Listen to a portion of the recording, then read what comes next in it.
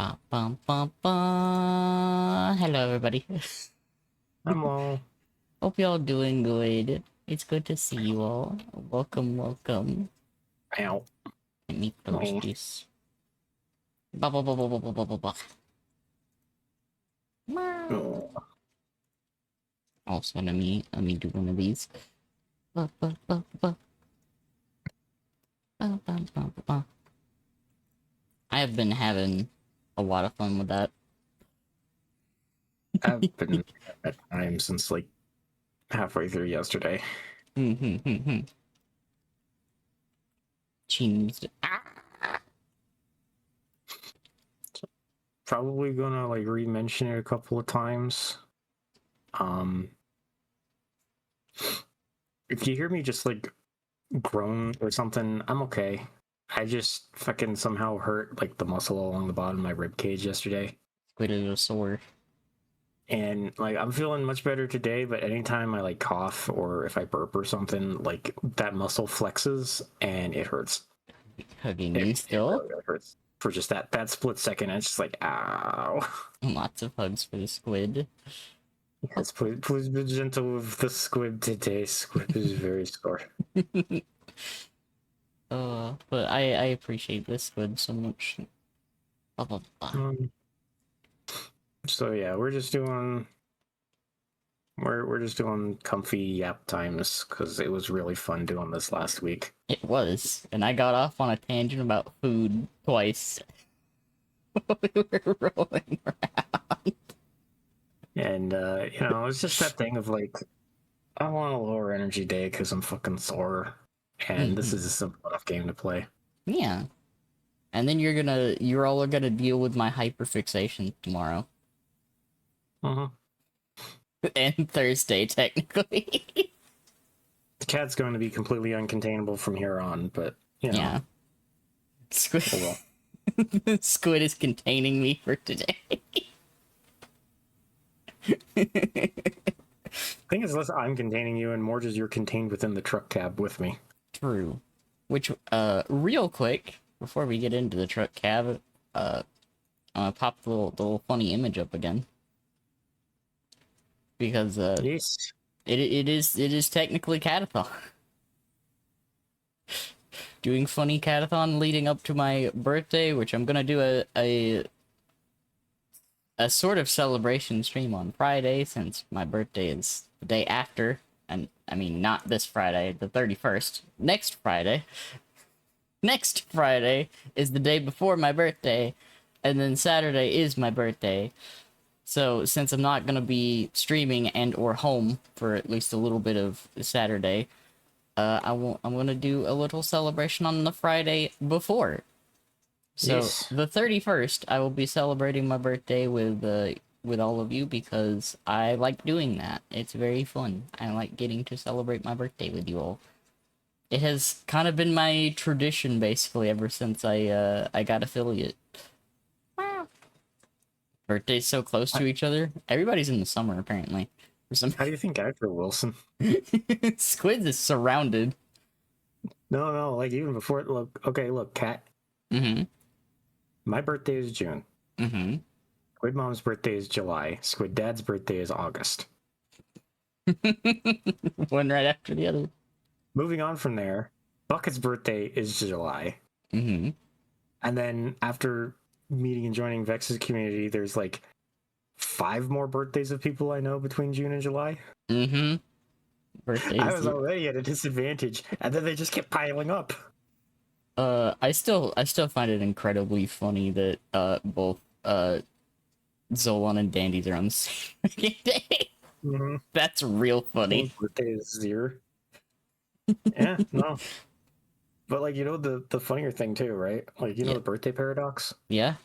Or, like the more people you have in a room, the like, or it's like if you have 100 people in a room, there's an incredibly high likelihood that many people in that room will share the same birthday. I have seen that with Bucket. I can't remember who, but I know there's 2 other people who share Bucket's birthday. I think there's one with Squid Mom. I know 3 people whose birthdays land within 2 days of mine, but I have not met somebody else who's shared my birthday yet. I have, but not in this space, I don't think. Yeah. So it's like Sandy and Dolan. Dandy and Zolan. Dandy and Zolan are the 20th. Yeah. Right? I'm the 22nd. I think I know somebody on the 23rd. And I think I know somebody on the 21st. Mm-hmm. But I do not know anybody else who shares the 22nd, even though I now know 2 people who, or rather, 2 other dates where multiple people I know were born that day. Mm-hmm. And then you have I'm like me. a paradox in the birthday paradox somehow. Patting this hood. You also have me sitting on an island over here on the fucking first. Well, you see that, but Zoe's birthday is 3 days after you. Yeah, Zoe's over there. Huh. Just not also on the first. Like a couple weeks after yours. Like, what the fuck you mean you're on an island? You're not even the last birthday in this section, in this quarter of the calendar that I know of. I know. I'm just talking about the first specifically. Crispin you. Look, get the fucking cat. We gotta go. Okay, I'll put the funny Catathon image away. Unless you need to keep talking, you're good. Yes. Also, speaking of this little image, I went with the adorable little spider type, the webbed up cat, because 1, it is very cute. 2, it is how I feel receiving support, and 3, it is done by the wonderful friend Spider She. Yes, I love Spider She. I adore Spider She. She is such a sweetheart. I adore She. Any opportunity I get to throw appreciation at She, I do. Mm-hmm. As you should, because she's great. Yes, absolute sweetheart. And very proud of that spider. She's been working hard. Mm-hmm. Blah, blah, blah, blah, blah, blah. But anyways, let me put the graphic away and let me switch scenes.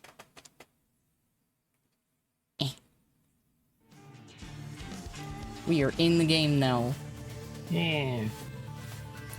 So, is there any load here in Flagstaff you want to pick up? Let's see. So we got corn. Here, let me actually just put it fucking alphabetical because we have the whole stream. Corn. Oh, I can't do. I can do alphabetical by destination. There we go. So there's IBC containers, a milling machine, scissor lifts, waste paper, wheat, more waste paper. Literal dumpsters. Yeah, we can all literal dumpsters. An You can drive those all that way for $3,000. An aircraft wing from Flagstaff to LA.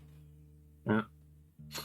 Which, mind you, part of that trip I feel like would be okay, but once you get close to LA, I feel like that would be miserable in a truck. Mobile air compressors? To Tacoma. Corn?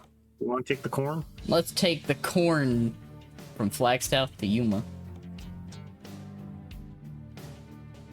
Yuma is a place that I know of mainly because of the fucking 310 to Yuma. Oh, don't mind that. It's just the audio skips a little bit when it loads because I've got so many map additions. It's also okay. running up my APT instead of my SSD. It's okay. Honestly, stuff like that is just really funny to me. Mm-hmm. It's like record skipping.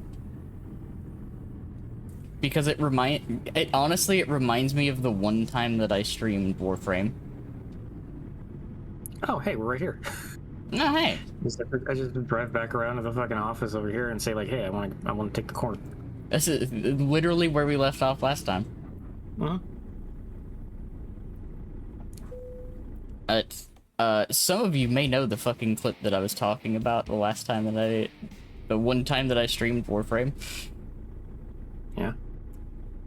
Where I forget the topic of the conversation, but the part in the clip that I'm remembering vividly is the last thing that I said was, that's why I have a monster fucker license, and then the music that I was playing in the background did that, like, slow down, like, record stopped perfectly timed after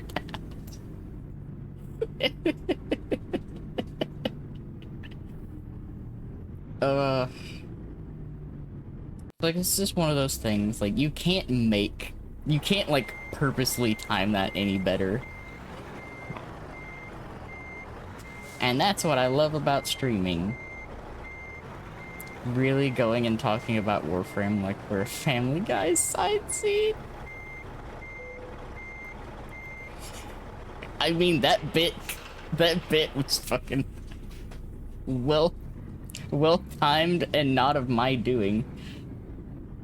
I think it's still one of my higher viewed clips too, which is really fucking funny to me. That one time, this one time at band camp.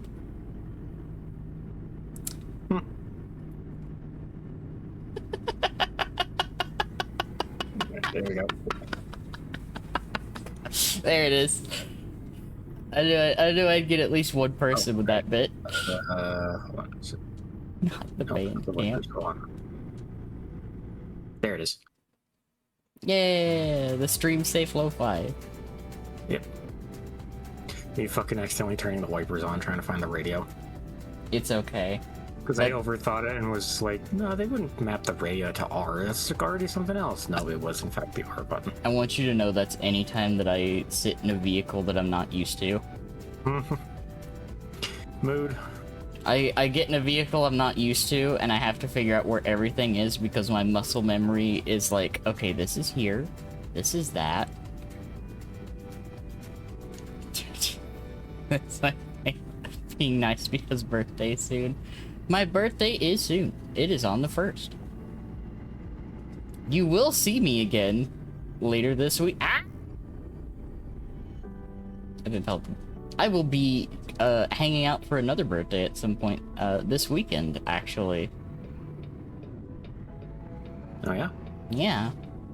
There is a Fuemado that has a birthday that is this weekend, or a birthday celebration that is this weekend.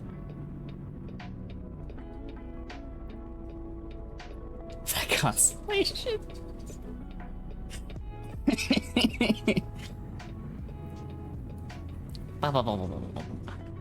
There's been a lot of stuff. I've been around a lot of stuff. There have been so many this past week alone. Blah blah blah blah blah. Blah, blah, blah. Blah blah blah blah blah blah.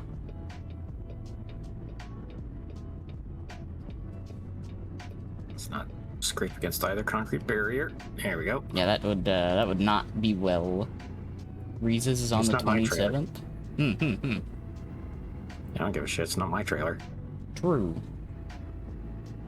But then again, it would make the rest of the drive kind of difficult if it damages something. Yeah, fine. As my birthday, always thought it was weird. I feel that sometimes about mine being on the 1st.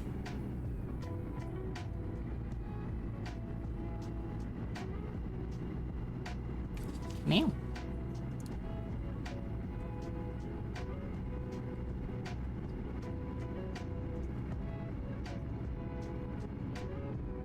I do find it, always just that, like, I know it is. Just find it interesting that northern Arizona is kind of foresty like this. Having driven through it myself multiple times. I think that's neat. Mm-hmm. Because, like, I don't think that's something that a lot of people really realize about some of these areas. Like, there is a little bit more variance. And because, like, states are a lot bigger than a lot of people tend to think they are. Especially the western states. Oh, yeah, no, the western states are fucking big. They're huge. New England is like 8 states in the size of one western state. Yeah. The space of one western state. And then there's Alaska. which is the size of the whole fucking country, basically. Yeah. Alaska is literally half of the size of the U.S. The entire size of the U.S. It's half made up by Alaska.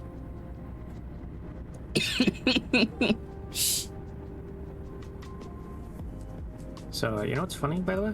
Yeah? Or, you know, it's kind of fun. This game is called American Truck Simulator, Yeah?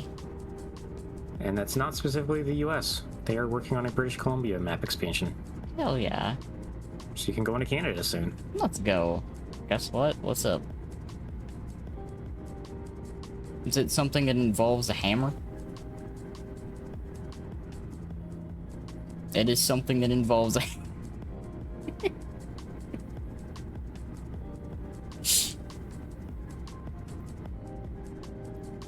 What's up, Red? Why was that road bothering you?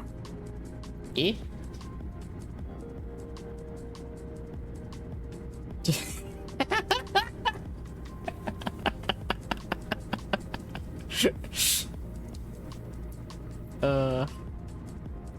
You know, like, a lot of these areas give me so many different, like, vibes. Like,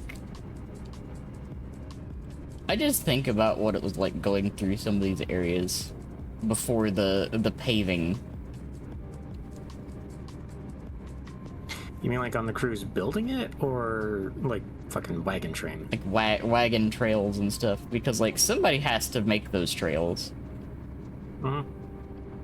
And you gotta find No, in fairness, a lot of the interstates, you just kind of plow through the terrain where it's more efficient. Yeah. Reminds me of roads I've traveled. Ah. Yeah, like... See, like, around here, it was a little bit harder to just do that for a long time because, there's a lot of goddamn rock. Real thick rock. So, there's some roads around here that are just kind of like through the middle of fucking nowhere because they had to go around the rock. Rock. Yeah. Which, there is one type of rock that I imagine is kind of a bitch and a half to deal with. Not because it's hard, but just because the cleanup afterwards. Did you see what that fucking red car did? Yeah, it, lane shifted. Yeah, it fucking drove over to my lane and was like, nah, never mind, and went back. Like, what the fuck, man? That was... I've seen people do that IRL, and it bothers me. It bothers me, It bothers too. me a lot. But, An RV, or it's thank in you. between, too. That's also true. But there is a type of rock here that makes up a good portion of, the hills and mountains around the state that I feel like would be kind of a bitch and a half to deal with. Yeah. And that is shale. Mm. If anyone knows about shale, you know that is a very... It likes to shatter a lot. Yep. And I don't know how many people have experienced picking up shale when it has shattered. Some of the bits are really goddamn sharp. Mm-hmm. They're really fucking sharp. That one's still green. The most relatable villain lines ever spoken in any sort of fiction. Really is. Just that whole section, just, it doesn't bother me, it doesn't bother me, it bothers me, it bothers me a lot.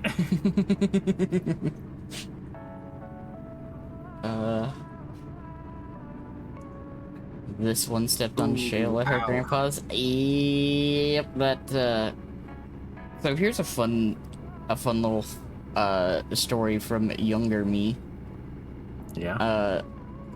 I took a trip with some friends once to a little state park area. Mm-hmm. And spent a little bit of time next to a little creek underneath one of those natural arches. Yeah. And we had the brilliant idea of seeing who could skip stones across the creek. Guess what? Guess what? This silly little cat picked up. Go to shell. Mm-hmm. Ow. I did in fact get the most skips. However, I also got a funky little scar on my finger. Oh. So, that is the day that I learned, shale is really fucking sharp.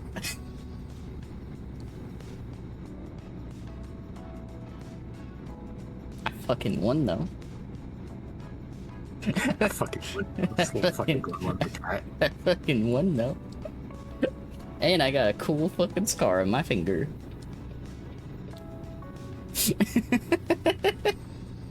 Danny, you're a menace. I am.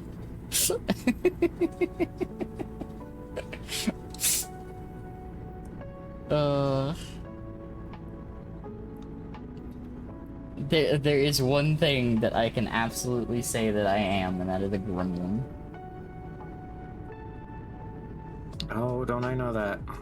It's very true.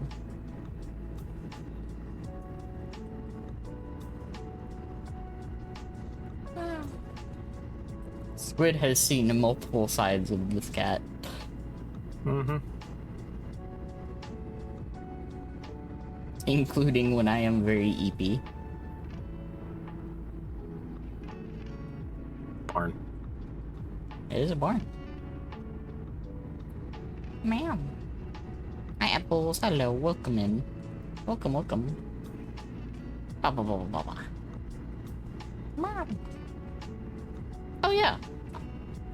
I forgot to do this because I was talking about the other stuff.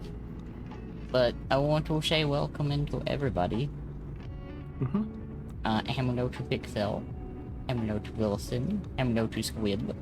Hello to Red. Hello to Apples. Welcome in, everybody. Welcome, welcome. And thank you for the hydrate. Thank you.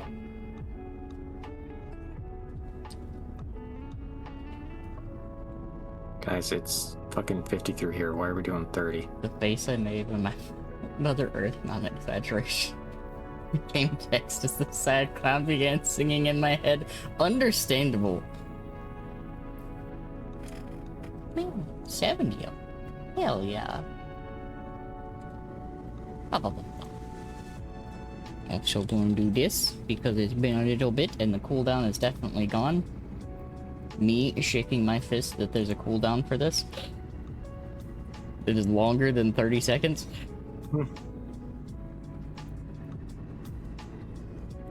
The small one there isn't. But then again, the small one's not through Twitch. Stairs. Stairs.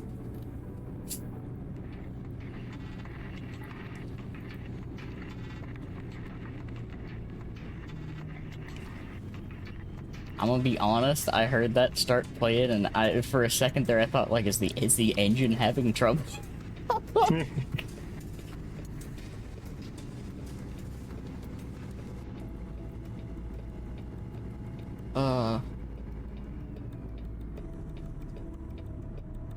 Hobbit cards for MTG and it's real funny. I imagine it would be. That was really tight. I can't believe they're doing Stardew Valley cards. That's wild.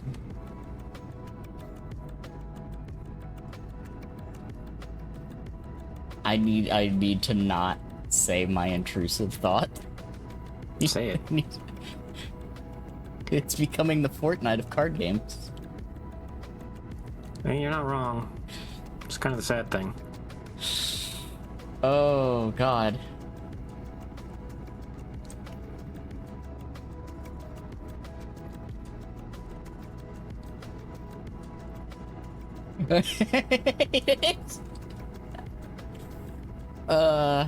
Welcome to my intrusive thoughts.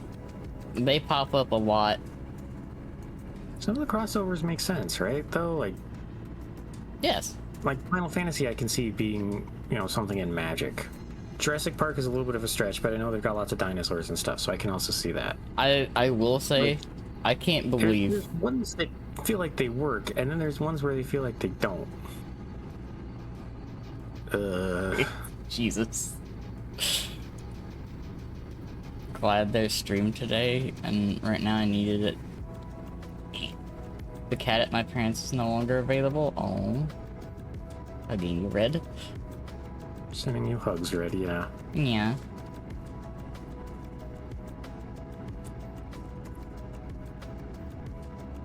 I feel like I look up like every few days and there's another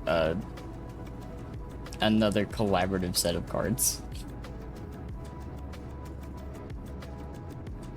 It's a little absurd how frequent it's been. What I also find just kind of absurd is like the ones that they make just a small set, and ones that they don't they make into big sets. Like, I feel like they could have done a whole lot more with the Sonic crossover than the 5 unique cards and then a bunch of reskins. I'm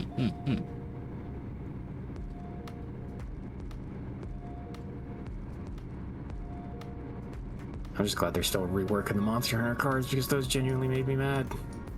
I think they made a lot of people mad from what That's what why I heard. That's why they canceled the launch of that set and started retooling it from scratch because it was a bad fucking set. God damn.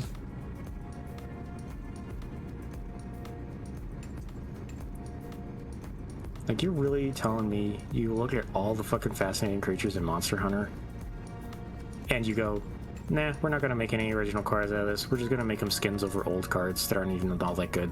What the fuck?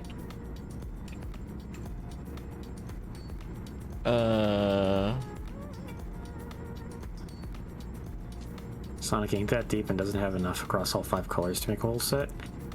I mean, you could probably figure something out. There points at the comic. I'm not even thinking comic. Like, you want black creatures? There's the aliens from the Shadow game. You can put Omega.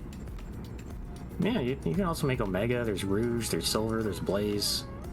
Somebody needs to give Omega love. Within that, yeah, you can make a whole little subset within that of Eggman and the various egg robots. There's Gun. There's Metal Sonic. There's a lot of shit you could do with Gun, actually. You could make... Like, okay, and also you cannot tell me that they would not have the best time making unique lands out of Sonic stages. Green Hill Zone. I don't even think Green. I know. I was thinking Radical Highway. Radical Highway, Green Hill Zone.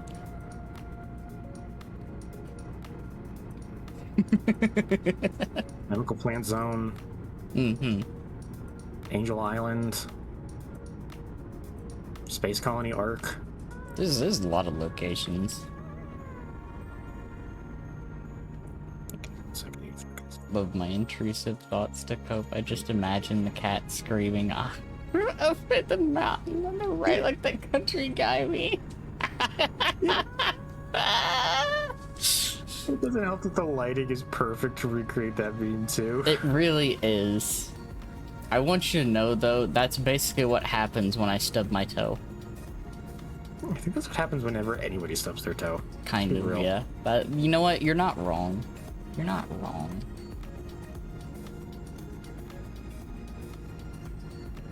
There's so few things that encapsulate the feeling of pain, like screaming. Mm-hmm.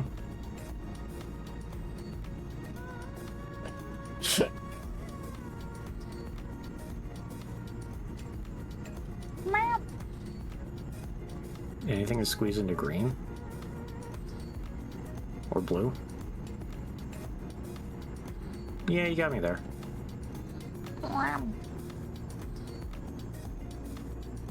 Scream a lot. Yeah. Let's see. There's another thing I was thinking of. Oh yeah. That really cool Bullet Heaven has been out for a few days now. You're gonna have to be more specific. Hell Maiden. Kat. The one by Astral Shift. Oh, the Dante's Inferno one? Yes. I am very happy for them because, my goodness. It looks like it has gone over very well. Heck yeah. Mom. Mom. Hmm.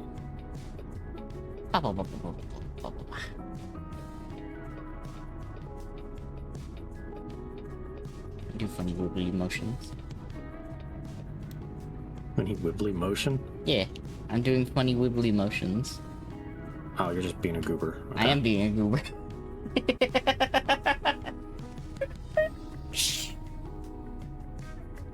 That's me.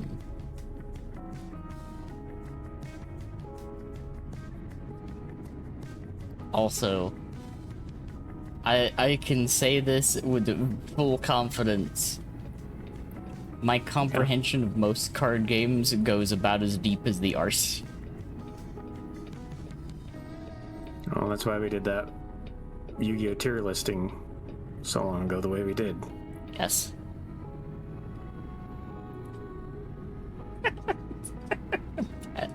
Patting you right.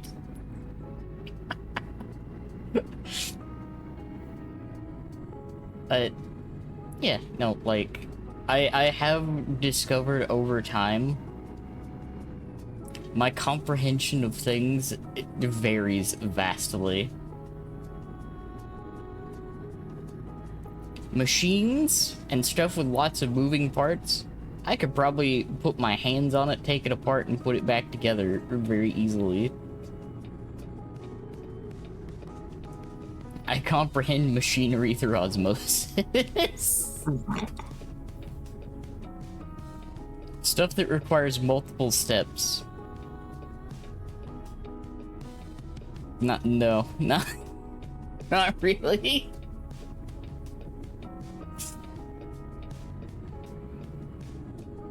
Kind of dumb. Mm-hmm.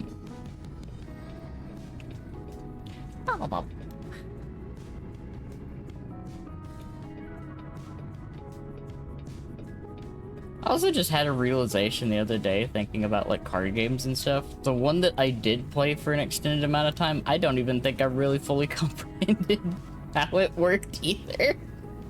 Yeah, which one was it? The standalone version of Gwent. The one that's not as good as the one that's in The Witcher 3 because they actually had to balance the card game.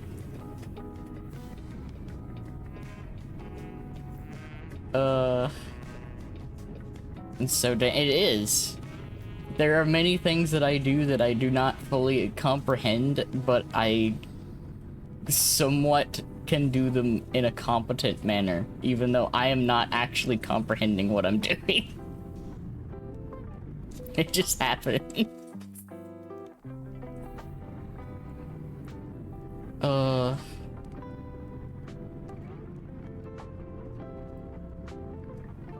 Which I feel like this is a very funny and appropriate time to mention the fact that I do actually have a verified speedrun in the game.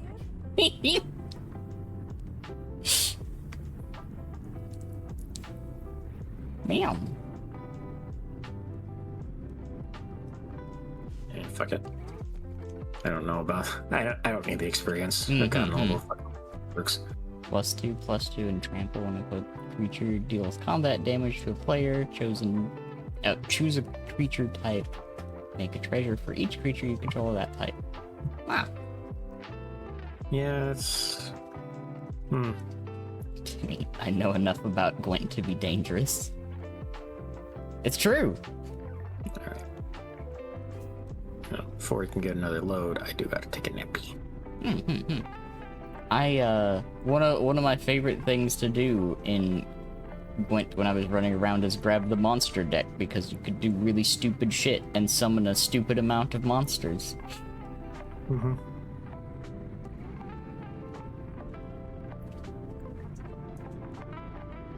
What's this? You have a card that keeps popping up that pulls monsters out of fucking nowhere? Do you even have this many of this monster type? No. Do they appear when you play this? Yes. Does it have to make sense? No.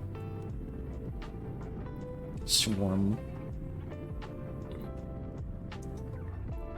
Swarm them. Meow. Yeah. Meow. Alright. Let's see what we got here. That's the map button.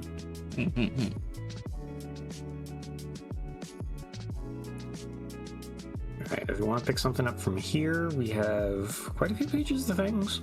Yeah, there's a few pages of things. A big old trailer of hay. You can haul a crate of potatoes. We could haul RV campers. Hauling RV campers to Las Vegas. We could haul a tiny trailer of butter. Butter. 20,000 pounds of butter. To Little That butter Rock. weighs more than these 2 RVs.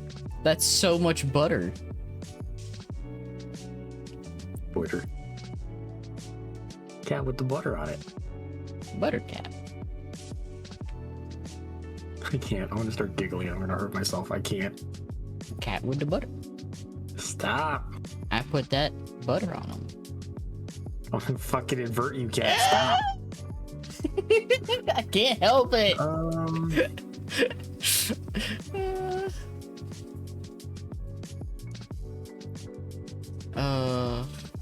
How do you seem all that fun?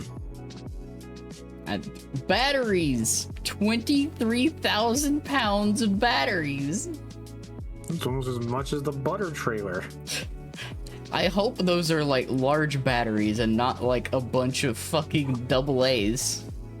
Get the trailer full to the brim of loose AA batteries. You deliver it to the location, they open it up, and it's just a fucking avalanche of double. No, you know what it is? Yeah?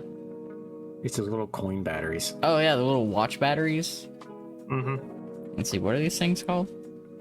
Fucking C148 button or something cells, like that. I think. Button cells, that's it. Yeah. I was thinking the fucking printing, like, number printed on it. Cat, go eat a stick of butter. How about no? Why not, though? It'd be funny. I've already done that. Yeah, Literally. but think of the content, Danny. I did. I've done it. I've done it before. Pardon me. Don't mind the game. I'll go squeeb. Blah, blah, blah, blah, blah, blah, blah. Blah, blah, blah, blah. I have, in fact, eaten an entire stick of butter before. Ugh. I do not recommend eating an entire stick of butter. Is there any particular state Cat wants to go to, maybe?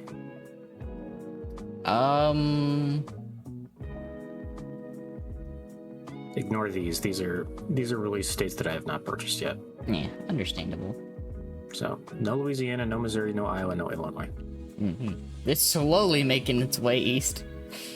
Yeah, well, they started with California and Arizona. Nevada released next, and it's free. And then they've just been slowly working their way east. They're slowly making their way The nice east. thing is, whenever a new state releases, the prior state's DLC goes on sale for like 30% off, and all the other states go on sale for like 60% off. Oh, hell yeah. Like the additions in this game are constantly going on sale. Like, and the base game is like regularly on sale for like $5. So if you like a driving simulator.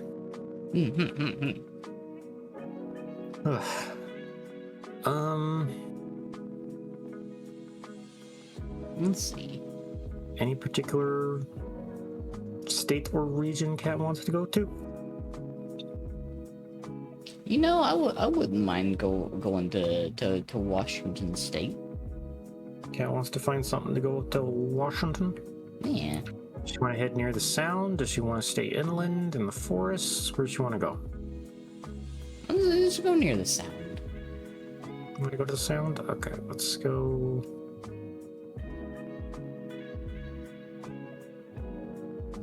Somewhere in there.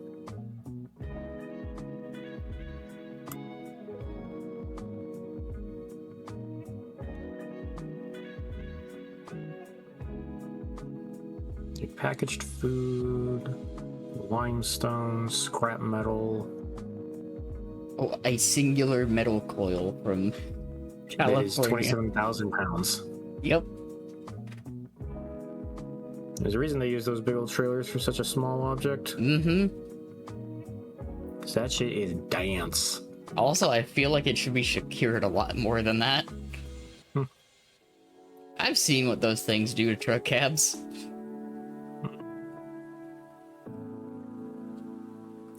A boom lift? They could boom lift across Washington. Yeah. Let me just see what else there is. A boat. And that'd be one I want to pick up, but we're not going to make it in time. Mm-hmm. That's if we want to go to Olympia. We could also go to, like... What's it, Port... What wants to go to Port Angels?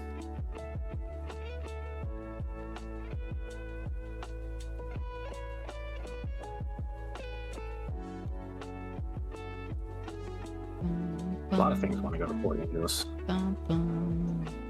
Buoys. That's leaving from Port Angeles. Mm-hmm. I want to drive us there, you know? Yeah. That is a wild haul. What, this thing? No, the fucking cars from El Paso all the way to Port Angeles.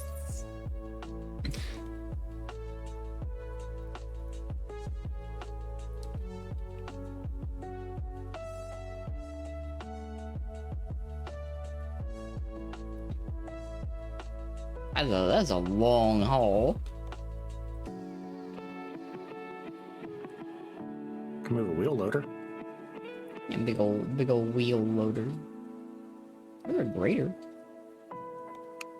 You want the grader or you want the wheel loader? How does it do the wheel loader? Newport, Oregon. Alright. Fucking teleports there. My medic powers. Mm-hmm. I got a ways to drive because it's out in a forestry site. Yeah. Which makes sense. Mm-hmm.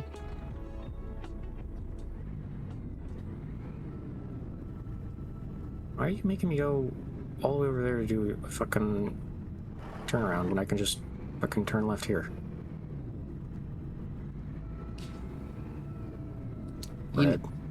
You know? Yeah. There's only like one reason I could think of that it would do that. Yeah. It's a no turn zone.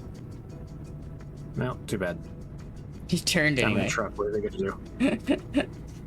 I'm in a truck and you're not. In fairness, sometimes the fucking GPS is just kind of stupid like that Yeah. in this game.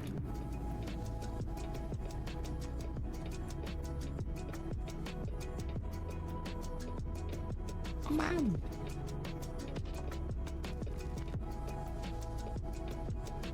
Ba, ba, ba, ba, ba, ba, ba.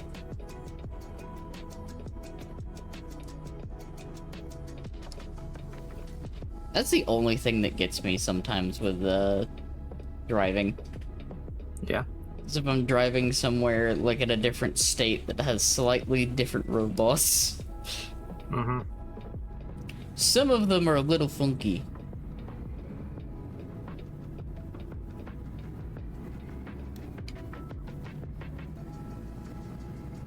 Yeah. Sorry, did that say east of Boston, Massachusetts, 3,000 miles? I think so.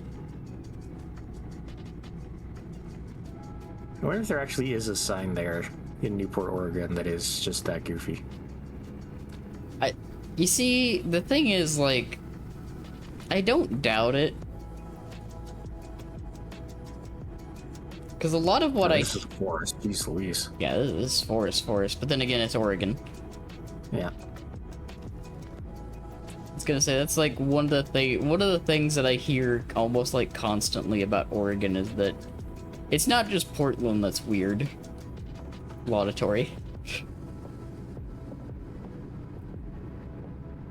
All the state is a little bit odd. A little bit. Laboratory.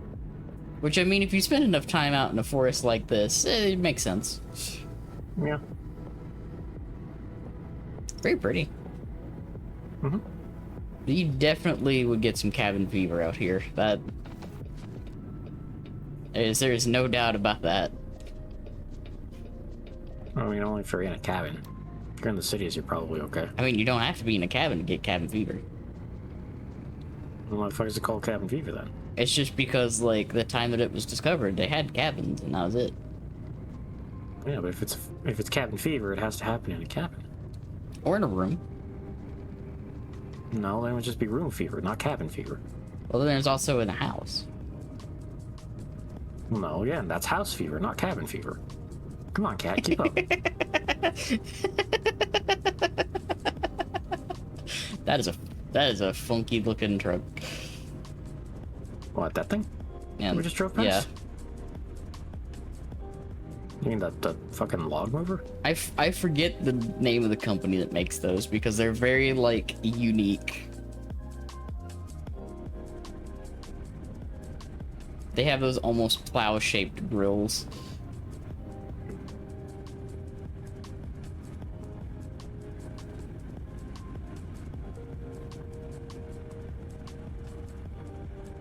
Let's just squeeze past this. Nice. There's the loader.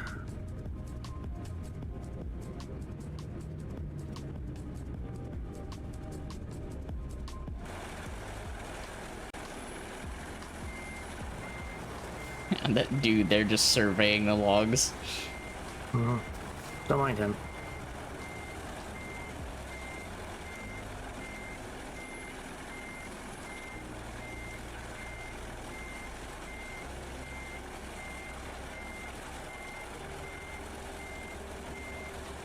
And bingo. Let's go.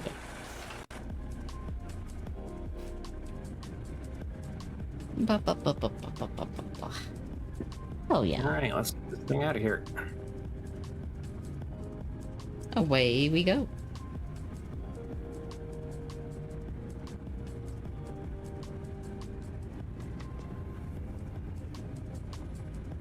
Bum bum bum bum. Oh, were you talking about that parts truck? Yeah. Right there? Oh, yeah. Yeah, that one right there. Sorry.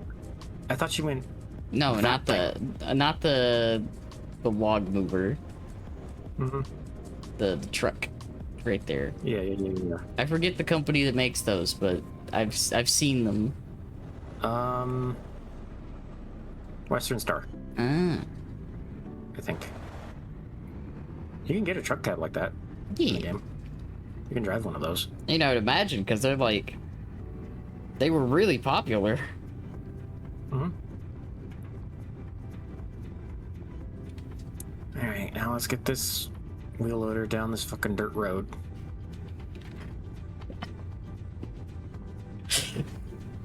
My fucking brain.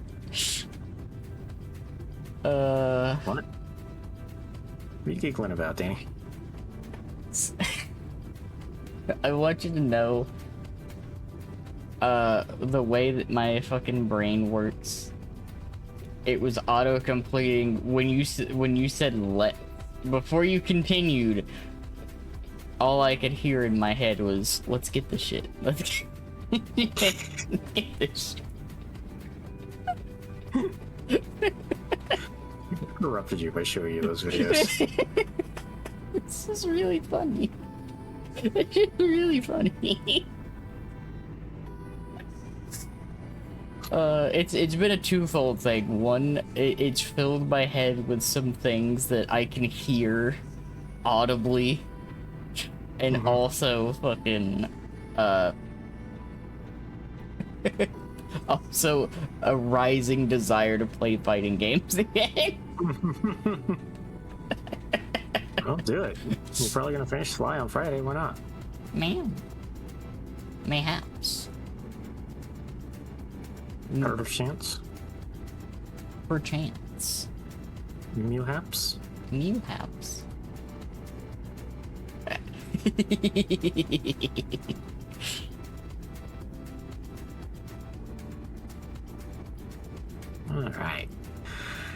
back on the road. Let's go.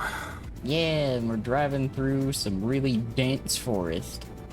Mm-hmm. You know, I bet this is also the kind of location where there's like no chance of refueling or actually like properly stopping for several miles. Almost certainly.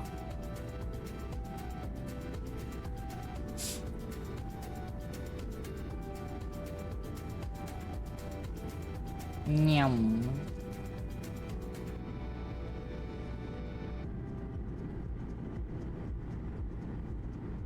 On the plus side, though, this is definitely east of, if I remember the road correctly, I think it's Highway 13. What about it? The most dangerous road in America. Oh, is it? I know there is a road that runs along the, like, the very edge of the West Coast, and it's, like, kind of sketchy. Hmm. I'm gonna double check this. Because I knew at one point.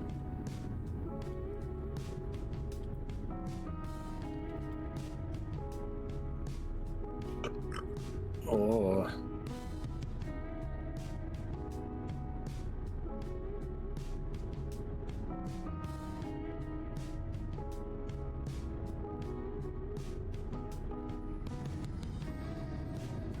Okay, no. That is definitely not 13. Route 13 is in the east. I was going to say, from what I vaguely remember about how the highways and such are numbered. Yeah.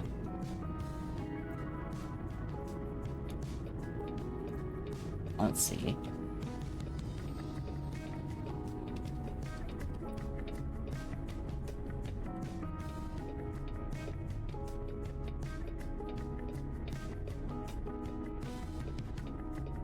Oh, it has an actual name.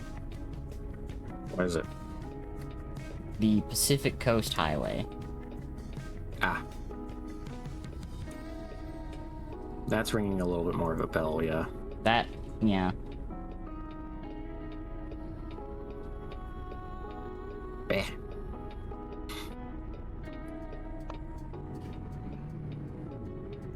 Bam.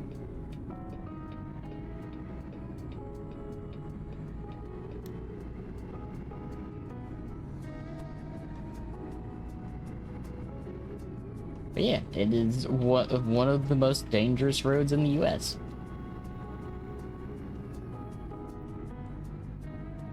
Mainly, I believe, because of poor upkeep. I wish you could say I'm surprised about that. One of the constants in... One of the constants. Mm-hmm. Hey, let's make roads an integral part of our infrastructure, but also not actually allot funds to maintain them. Stairs. Stairs. Dude, get out the way. Come on. If ever there was any better advocacy for trains. Yep. If ever there was any better advocacy for trains.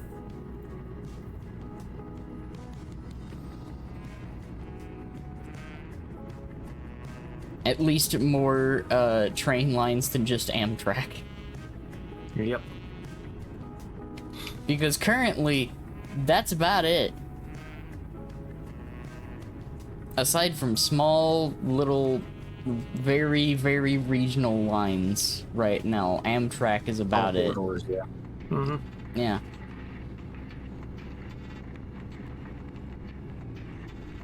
And that's disappointing.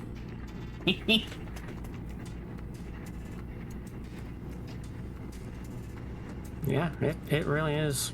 Especially considering how much of the US was literally built on railways. Mm-hmm. Actually, yeah, now that you mention it. Yeah, like, a majority of the US was built by the railway companies, as morally questionable as that is. Yeah. And then they just disappeared. I mean, they still maintain the fucking big freight arteries. Yeah. Because, like, you know, kind of... Improperly, but they do it. Yeah. I was gonna say, it's kind of, like, integral to the country functioning. Which was built by design. It's, you know... It's really cool that trains can be so fucking long, but they're really not supposed to be. Nope. Once again, something we're really good at. Making stuff work that isn't supposed to work like that.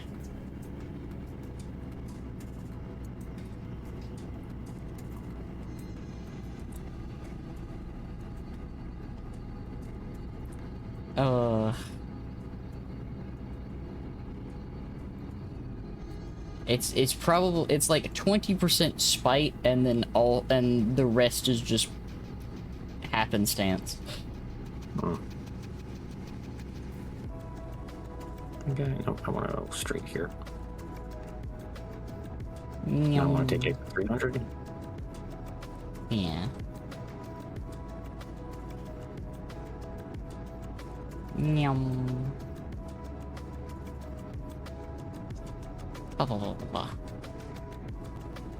So how's everybody in chat doing? Yeah, hope everybody's having a good day. Don't mind me over here thinking about trains. Now? Chat says, like, I wouldn't love to also think about trains. You know what, that's fair.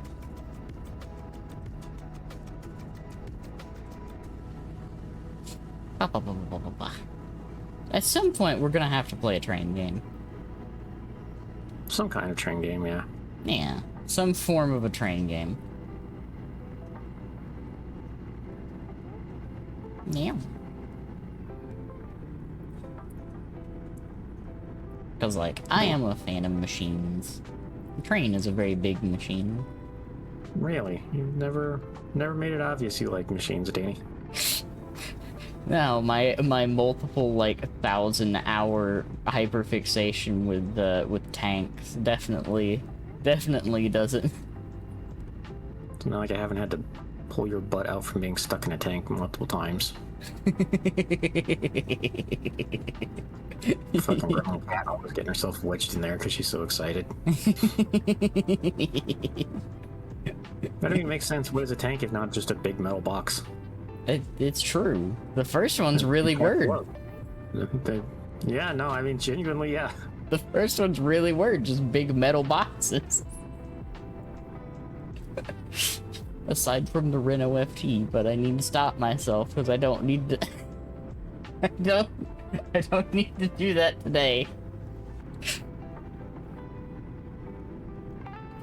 This is bridge you're crossing. It's real pretty. Very green. Yeah.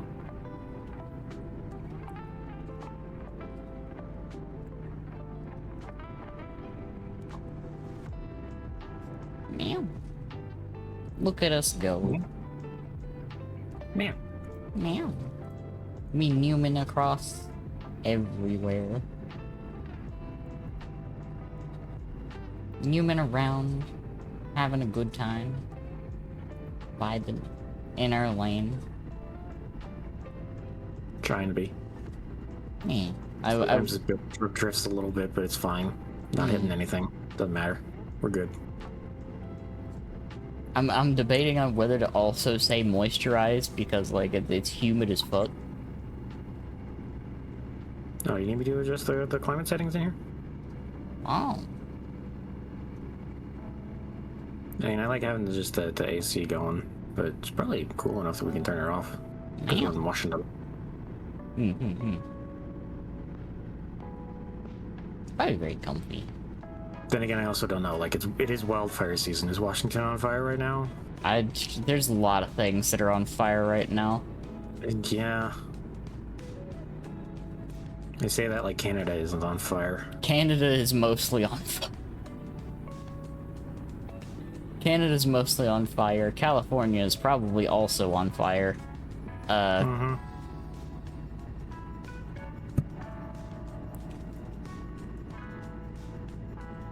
It is just that time of year. As much as I do love forests way more than the biome where I live, it is kind of nice not having to worry about forest fires happening. Yeah. It just sucks that it gets so fucking stupid hot. Oh, I am understanding. The only thing I will say, one thing, Squid. Yeah. Be very grateful that it's dry heat and not humid heat. Because I learned the difference, and I understand the difference very well, and I hate it. So dry heat, your sweat actually evaporates. Mm-hmm. Humid heat, it doesn't. Nope. So there's nowhere for it to go because the air is already so condensed with moisture. Mm-hmm. So, yeah. In humid heat, it just stays on you. And it's kind of miserable, I'm not gonna lie. It's kind of miserable. You don't cool off very well. And also, you just stay covered in sweat. And I kind of hate it.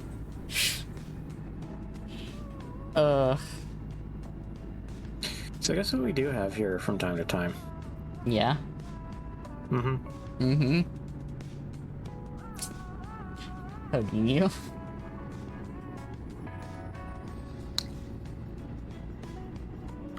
Oh. Well.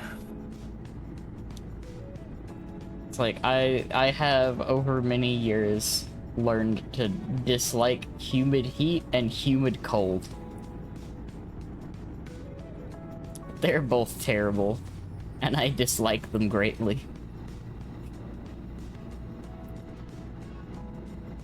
Humid cold is one that I really don't like because of one thing in particular.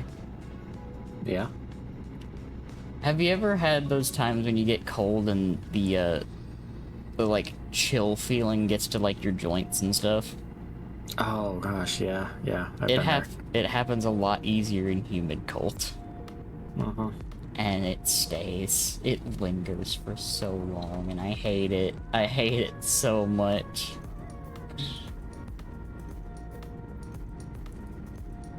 It drives me insane. Pizza House. Pizza? It's pizza. God damn it. Pizza. I thought a little Caesar. For a second there. And considering it was Pizza House, I think it's supposed to be a joke on Pizza Hut. Yeah. 70 and a 55 zone. Hi, yes, sir. Welcome in. Yes, sir. We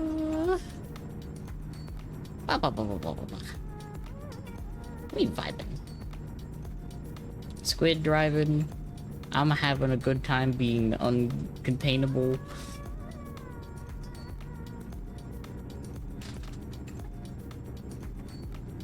And somehow, once again, we've started talking about food mainly because it was topical. Yep. Man.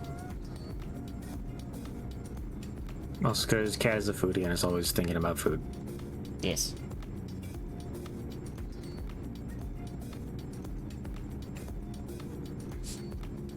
It's honestly, it's kind of a constant, really. Yep.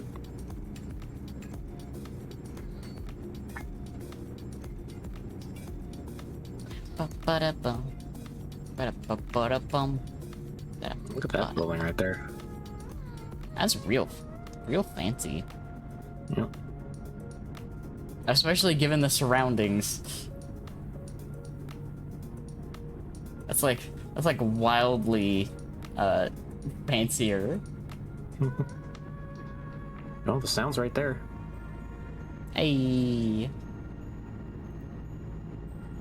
Oh yeah, that's right. I actually have something to look forward to in the near future regarding this area. Yeah. Washington? They're bringing my basketball team back. Do you have a basketball team? Fun cat lore. Cat was a Seattle Supersonics fan. I like the funny green basketball team.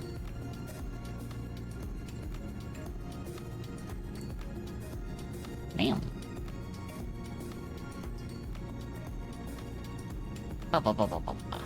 Also, Seattle is a location I've wanted to go to at least once. It looks pretty. I've been there a couple times. It's a very beautiful environment, yeah. It also rains a lot. Oh, yes it does. it did not cost so heckin' much. I wouldn't mind living there, honestly. I mean, there's one... Yes. Come on. I was gonna say, there's one reason why everything over there costs so much. Fuck off. Yeah. Stupid dipshit Mustang trying to cut in line. That seems about right. Actually. Yeah. My fucking actual drivingness is coming out a little bit. Oh my gosh. I was about to say, I'm going to say it. What? There are exactly two types of people that drive Mustangs. Yeah. People that really like car history, and people either going through a midlife crisis and or have been given that directly in the middle of high school. Sunflowers. Lots of sunflowers. Sorry. I didn't distract by everything out the fucking window. We were trying to have a conversation. That was great. That was great. But yeah, no, like, there are literally only two types of Mustang driver. Those that are either really good at driving, or those that really don't know what the fuck they're doing on the road and think that they're kind of entitled to the right of way. There is no in between. It's like people that drive BMWs. Oh, don't even get me started. There's so many awful BMW drivers around here. Honestly, it is so much of a constant that even people in the car community joke about anyone that drives a BMW for two reasons. One, they either don't know what the fuck they're doing behind the wheel, or two, they don't maintain them at all, and so they're going to leak oil constantly.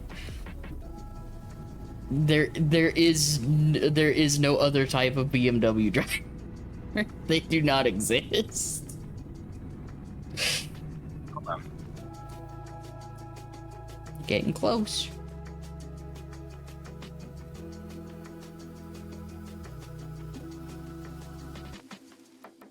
Okay. So, the RV turned in front of me right over here. Mm-hmm. Where'd that bus come from? I don't know. Because it was going straight through the last intersection too, just like I was, so it had to have just spawned between me and the RV, I guess. Public transit. Simulated traffic is funny. Public transit's magic. Mm-hmm. It's just magic. Generally, do I need to... No, I actually kind of need to move over a lane, so... Just gonna... shove my way past, thank you.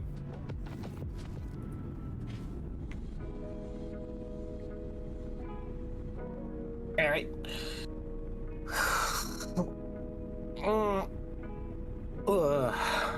Man. Stretch time. Definitely need a good stretch after we get to the destination. Mm-hmm. Man. In fact, actually, once we drop it off, I'm gonna have to get up and refill water real quick. Yeah. I want to do, like, there is something I do want to try at some point if I get the opportunity to. I want to do some of these, like, driving sim games with a full setup. I would love that, honestly. It's like, I just want to experience it. Price of one. Oh yeah, no, I would definitely want to go somewhere that has one. Not actually get one myself. Oh. A car alarm went off outside, but it was the honking sort of car Yeah. alarm. So I thought the car behind me was honking at me. I'm like, bitch, it's a red light. What do you mean? That's because I've never had that sort of experience, so I didn't know if they fucking updated the game recently to where the AI drivers will just honk at you if you're sitting there. That would be wild. Honestly, that would be so wild. I think that's something that's kind of more left up to mods, honestly. Yeah.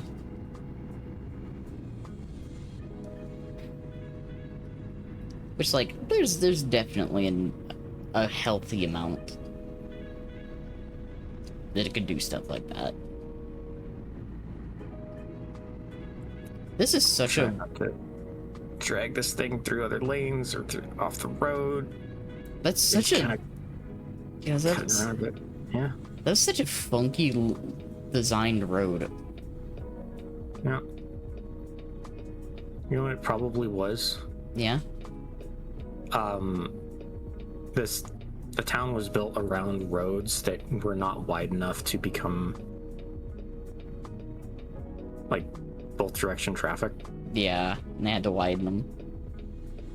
Well, no, what they had to do is they just had to make one road one way and one road the other way. Mm-hmm.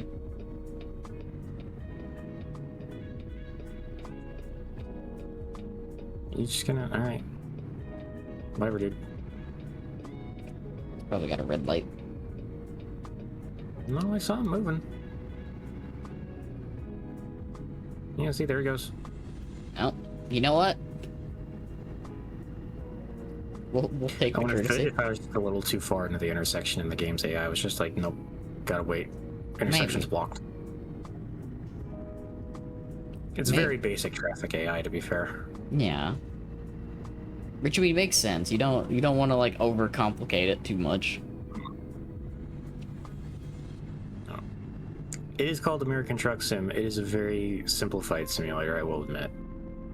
I mean, When it comes to like world representation and how the economy works and all that. yeah.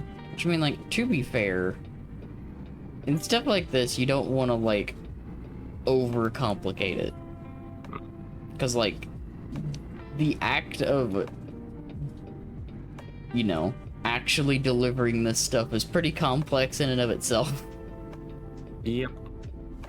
There's a lot of things you gotta keep track of. Especially maintaining the size of the vehicle and the load. Because you can't just whip it around corners. That's how you take out several mailboxes. And light posts. Or power line. Or power lines.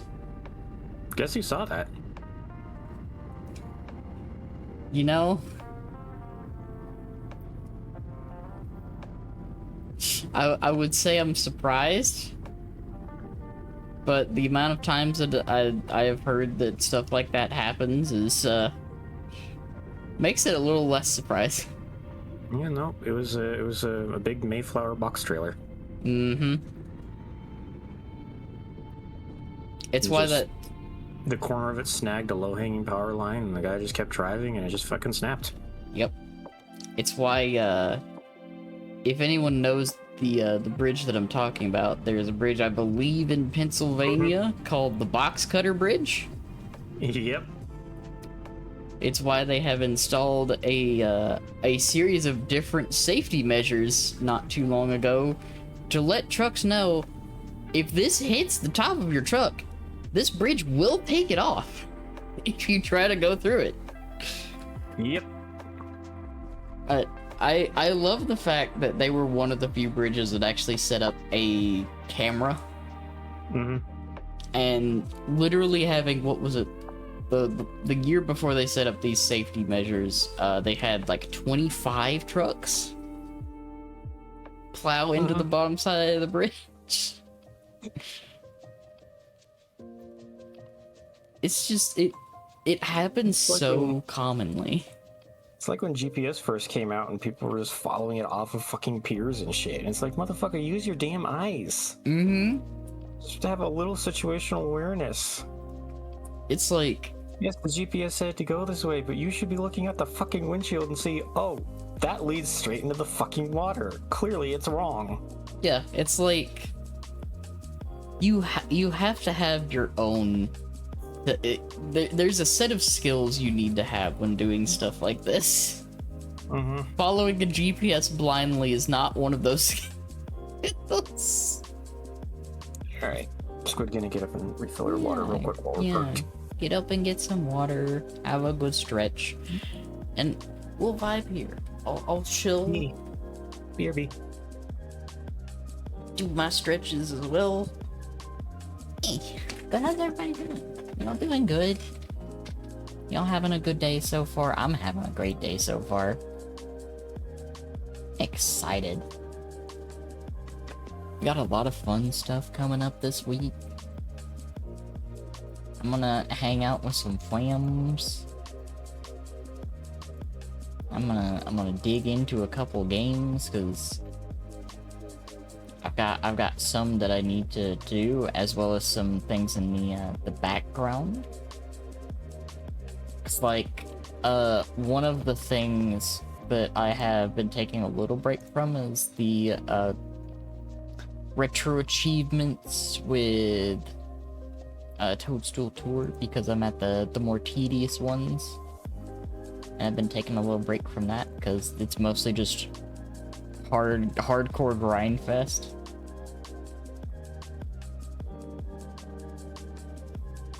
Man. But I am excited. I got a lot of fun stuff coming this week. And all of this the week before my birthday. Man. Crazy, right?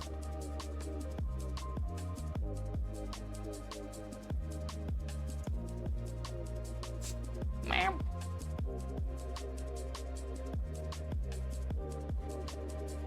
Ba-ba-ba-da-ba-da-bum.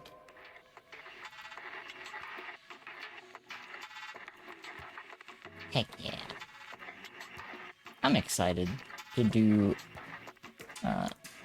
some more stuff soon. We've got a few things in the works too. We're gonna hash out some details on. I can't wait. I'm very, very excited. Very excited, cat. Man.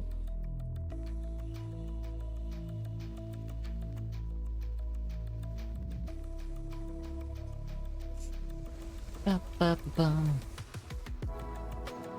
Ba-ba-bum. Man.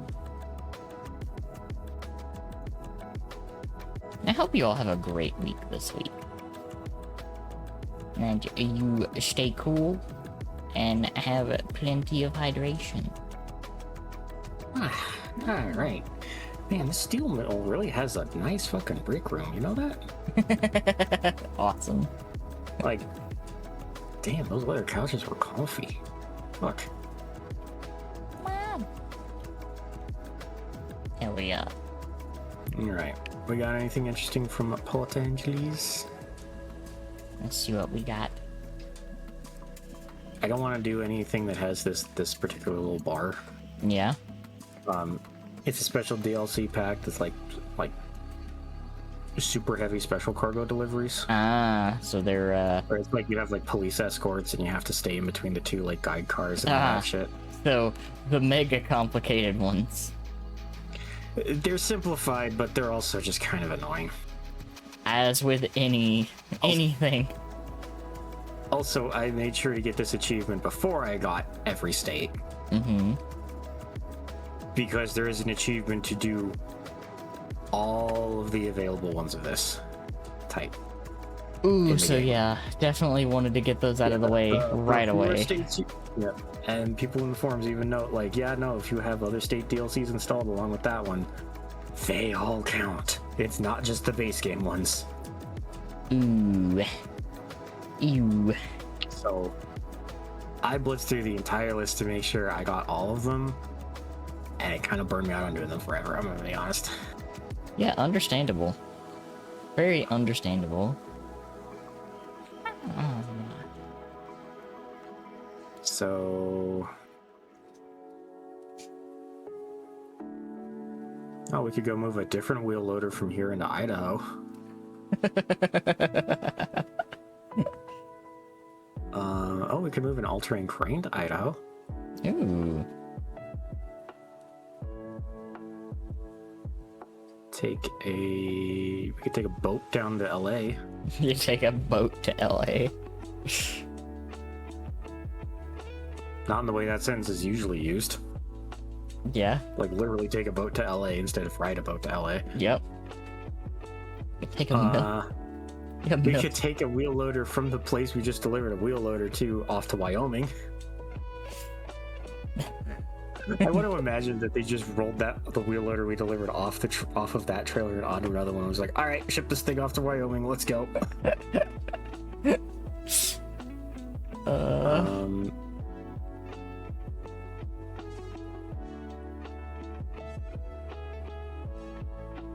Man. Anything really speaking to you here, Danny? Let's see.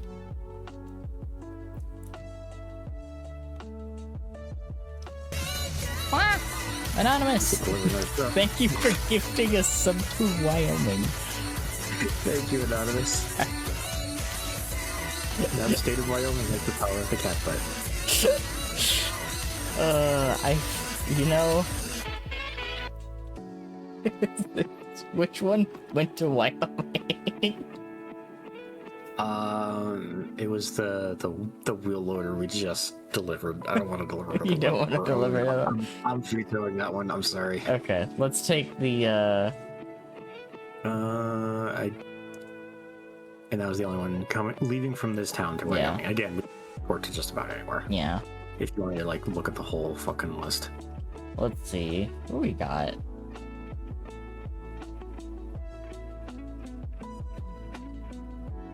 You know what? Let's take the crane.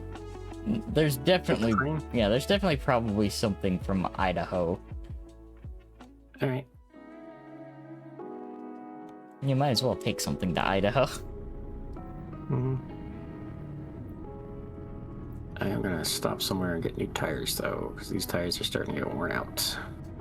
That is probably a good idea.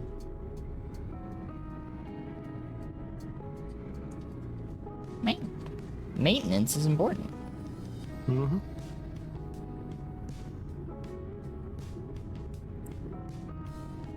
Thankfully, there's a truck shop just down the road. Nice. Very convenient. Makes sense that one would exist here in what is clearly an industrial district. Always nice to have. Mm-hmm. It's also good business. Yep. Ba ba ba.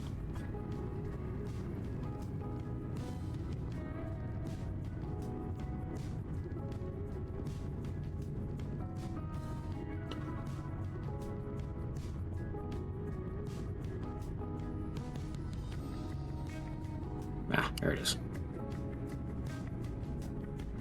Bum, bum, bum. Man.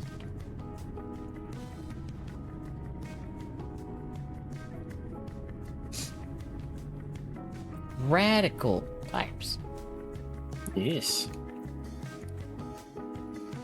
Bum, bum, Excuse me. bum. That was good. There we go. Yay.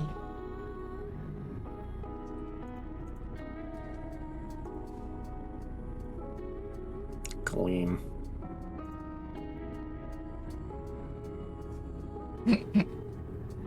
All right.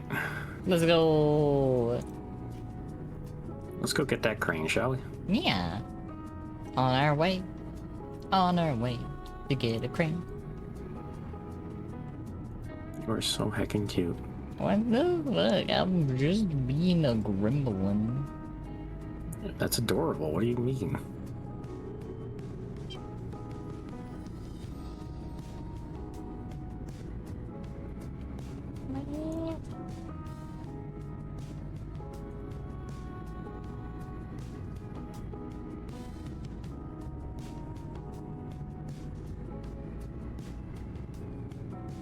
Ba, bum, bum. Ba, ba, bum, ba, bum. Ba, ba, bum, bum.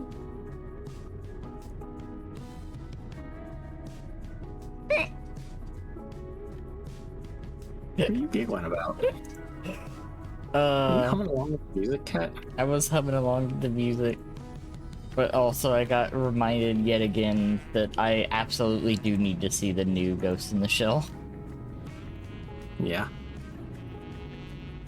Are you checking social media over there and you saw more fucking Motoko fan art?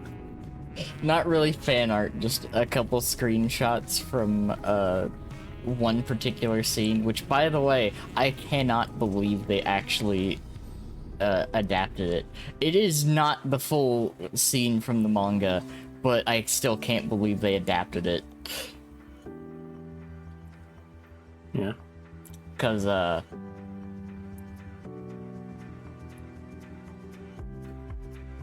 Motoko has a very steamy moment with a couple ladies. Hmm. And, Getting this thing out of here is gonna be a pain. I have come to realize just exactly how formative Ghost in the Shell has been for me. Yeah. The more that I find out in retrospect.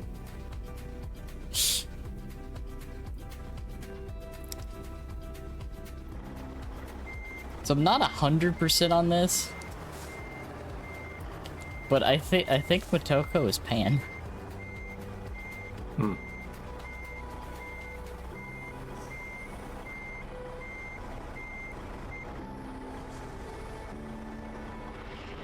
Not 100%. All right, now to get this thing around this corner. I believe in the squid.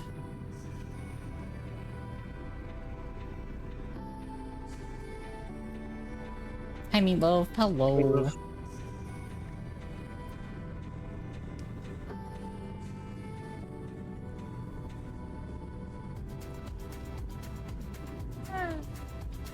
Also, I'm just gonna outright say it.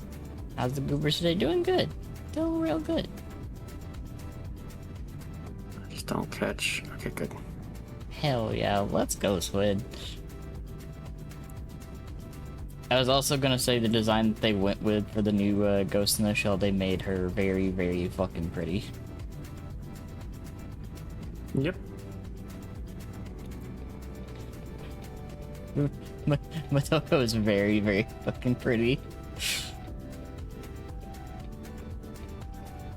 And a fucking gremlin. I mean, is she not normally? In the previous iterations, I remember her being a little bit more serious. They portrayed her with a lot more gremlin bits, and I'm very, very happy. Hmm. Right.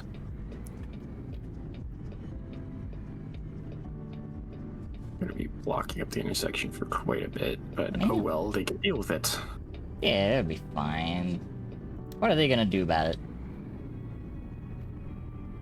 Come on, Crane. Come on, Crane. Make the corner. Thank you. Acts a lot more like she did in the manga, yes. And alright, doesn't matter for a while. Cool. And every little thing that I've seen, I've been like, oh shit, I really do need to see it, because like, I think it's just gonna make me love her more. Yeah. Yeah, most adaptations have put her on gremlin suppressants. Free the gremlin, god damn it. Somebody free the gremlin.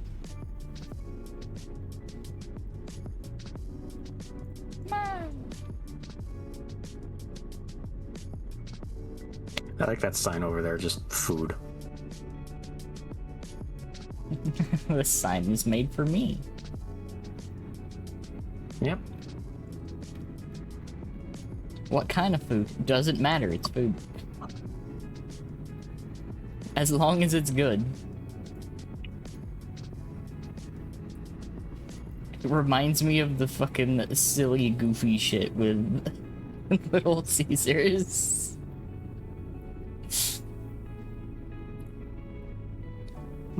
Little Caesars, hot and ready. Is it good? It's hot and it's ready. But is it good? It's hot and it's ready.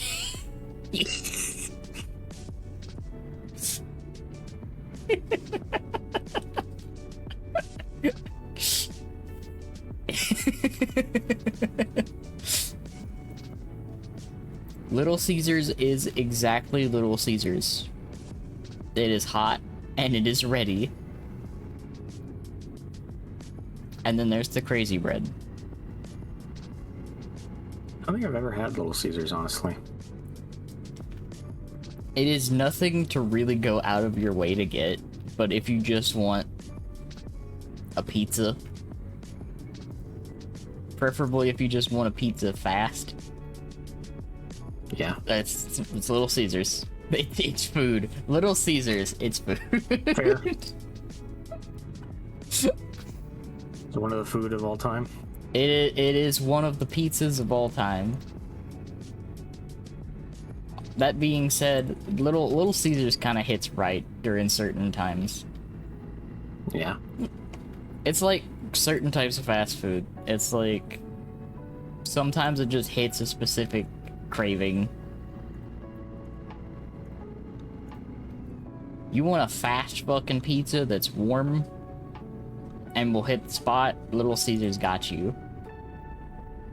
Yeah, but what about Yummy Restaurant? Yummy Restaurant. What do they serve at Yummy Restaurant? I don't know, but it's fresh and tasty. You know, it's close enough. It's close enough. Fresh and tasty. I wonder what that's a riff on, actually. I have no idea. God, look at the fucking traffic building up behind me just because it's accelerating with this crane is so fucking slow. Yeah, it's gonna take a bit. Come on, buddy. I need you to fucking hurry up and get into the merge. Thank you.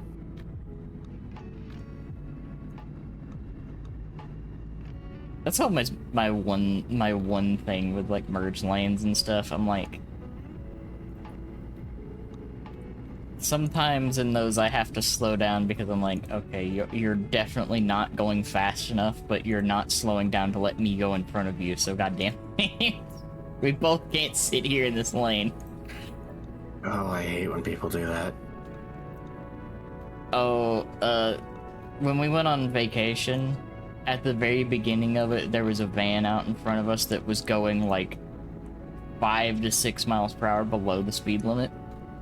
And I was like, everyone behind you is literally riding your goddamn bumper right now.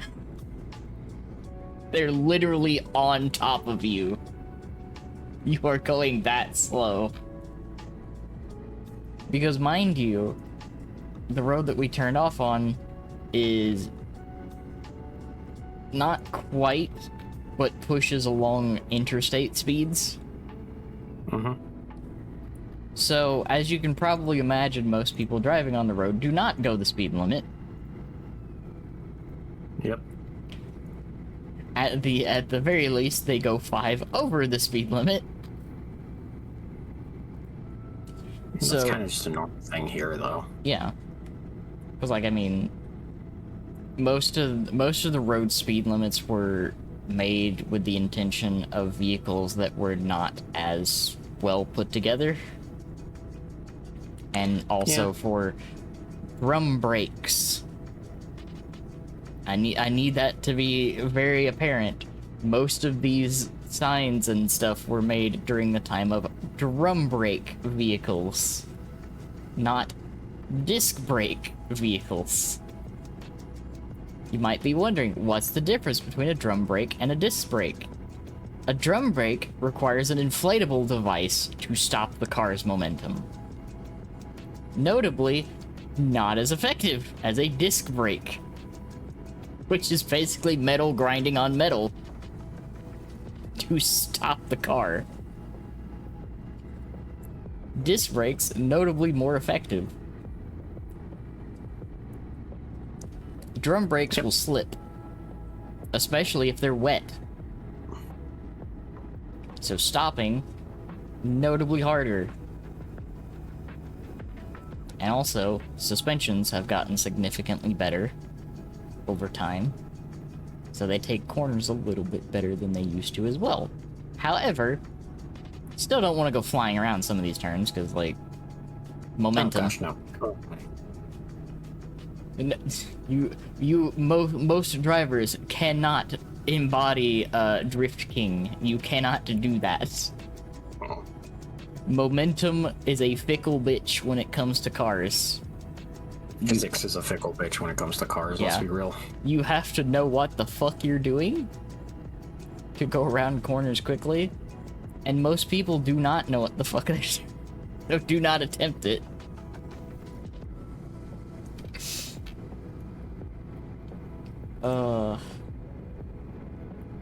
This has been your PSA for today. Do not attempt to drift around turns.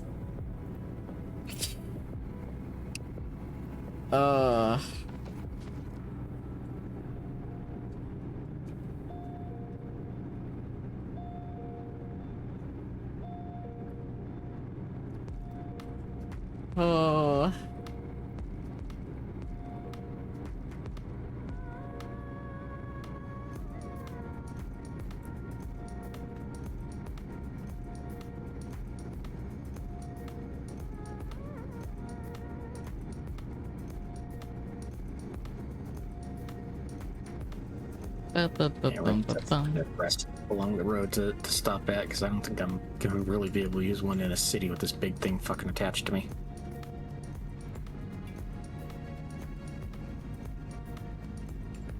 The fewer like 90-degree turns I have to make while I'm towing this thing, the better, honestly.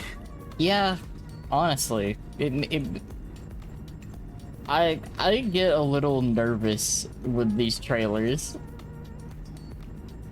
The like multi-hinged trailers. Yeah.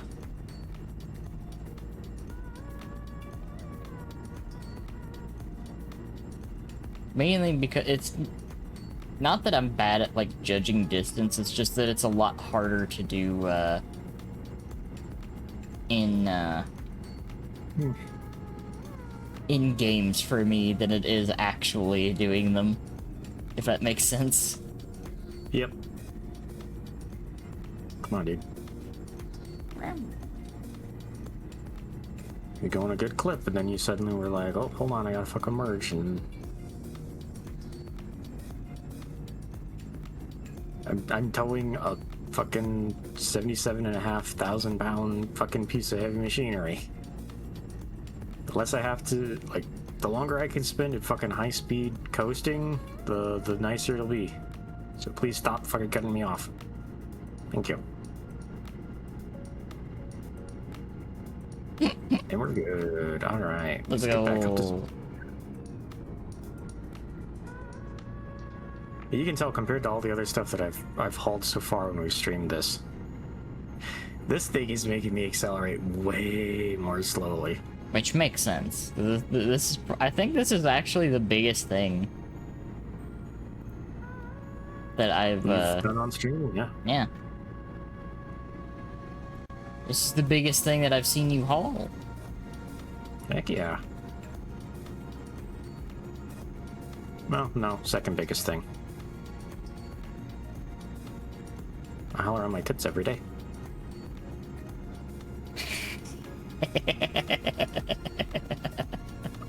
Come on. Come on, Tesla, move it.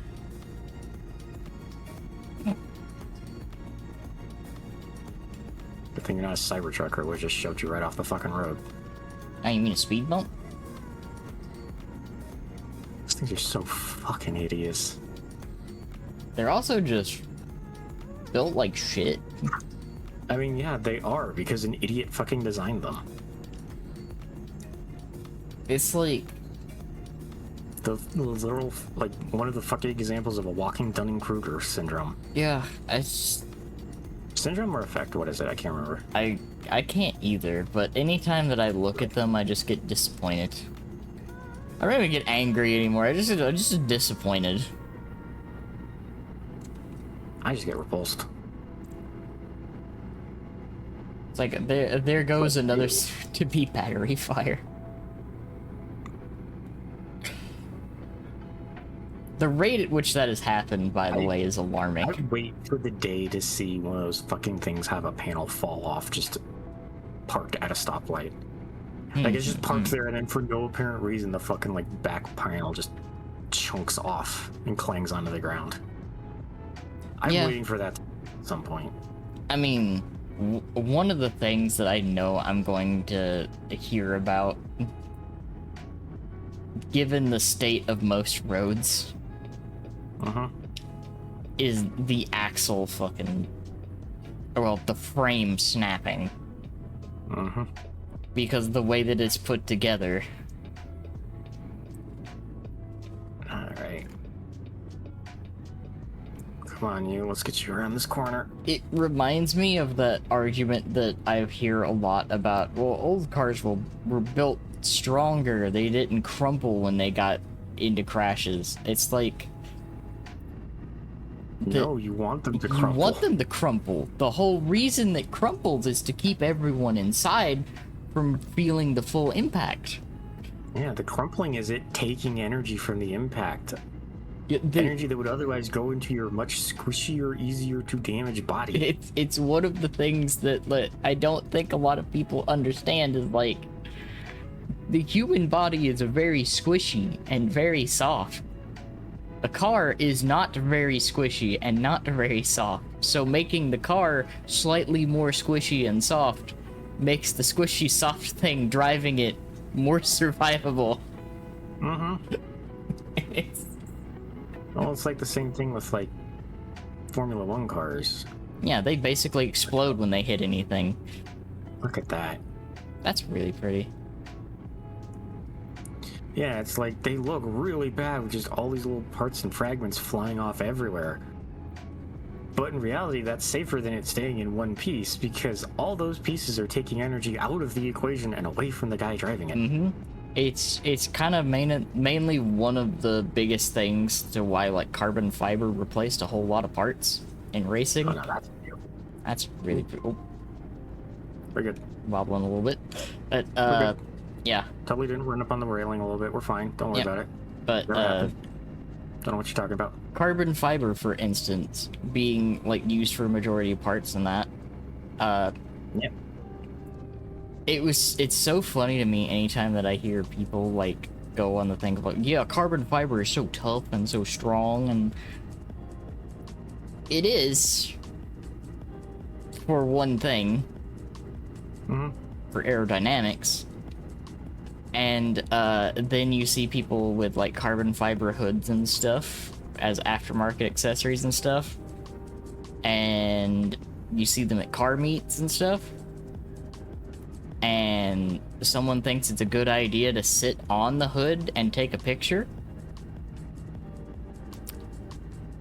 and it fucking buckles. Oh, it cracks. It doesn't buckle, it cracks. Which is why anyone that knows what they're doing will have a little thing on their vehicle that does that they do not sit on the carbon fiber. It's not because they're afraid of it getting dirty. Pressure on the carbon fiber that is not wind force will crack it.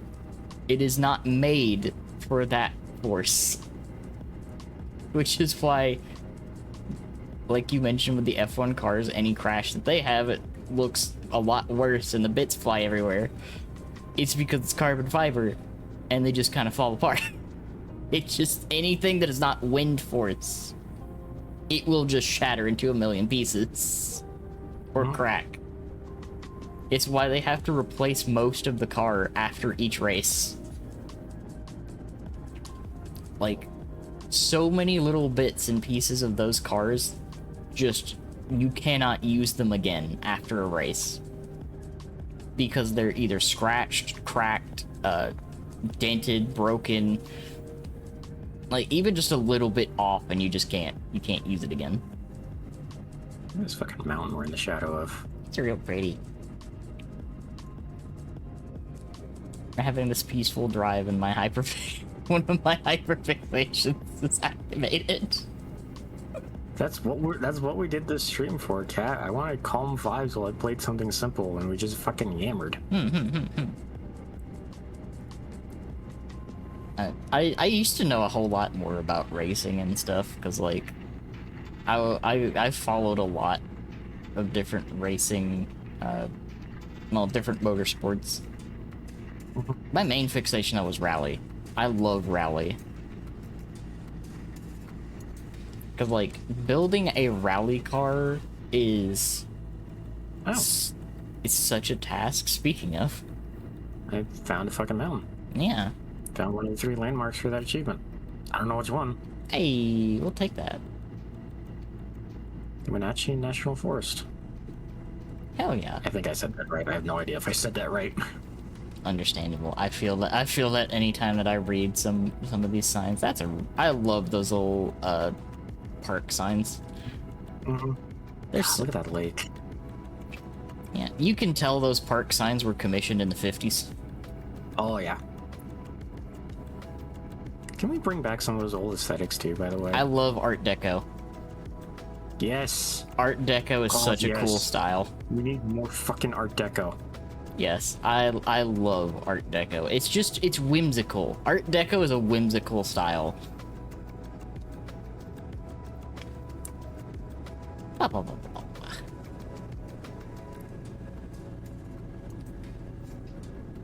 Just bring back the art style. Nothing else from that period. Just the art.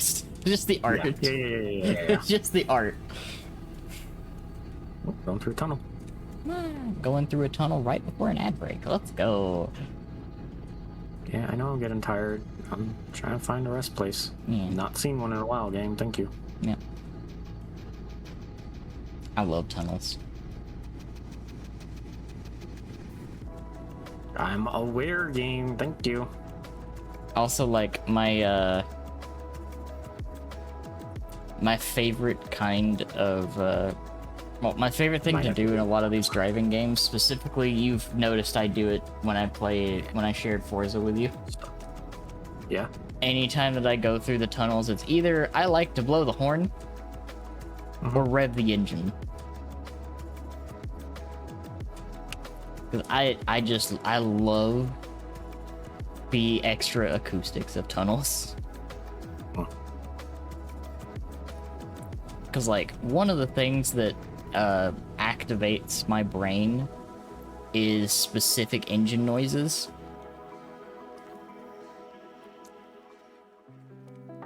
I say that because I like the sound of an engine that's functioning smoothly. Not like the people that do the stupid thing of cutting their fucking mufflers. Yeah. Stairs. They get loud. Yeah. I like the natural sound of the engine. I say that even though one of my favorite engine sounds comes from the particular vehicle known as the Lexus LFA. Which, notably, the Lexus LFA does not, in fact, produce a natural engine sound. Would you like to know why? Is that the one where they, like, coded a chip or something like that? Nope. They worked specifically with Yamaha's music division. That's what it was. And they tuned... there's like a Ooh. water treatment plant down Yeah. there. They, tuned the exhaust to make the engine sound better. No, you're good. So yeah, the Lexus LFA sounds better with its exhaust than it does without its exhaust. Because it's made... The whole car is basically made to sound pleasant inside and out. Which, honestly, bravo. Well done. That's actually a pretty... That's a pretty rad car design philosophy. Yeah. But also because out of the car companies, Toyota is kind of like really fascinating to me. Yeah. Because, like, Toyota is one of the few companies that I think is still mostly operated by descendants of the original founder. And it's either Toyota or Mazda that takes, like, feedback very seriously. It might actually be both of them.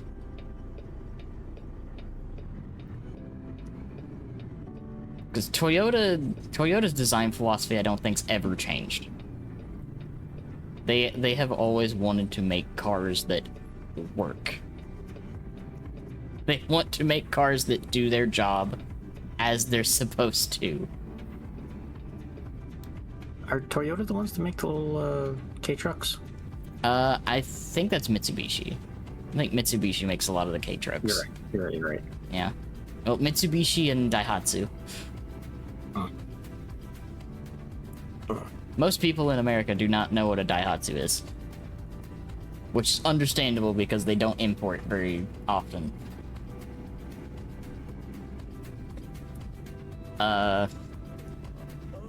But Game, please, I'm aware and getting tired. Stop pinging me about it. I'm almost there.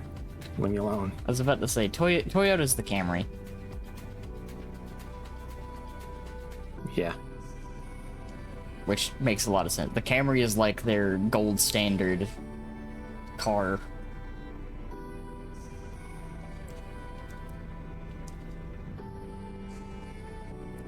Man.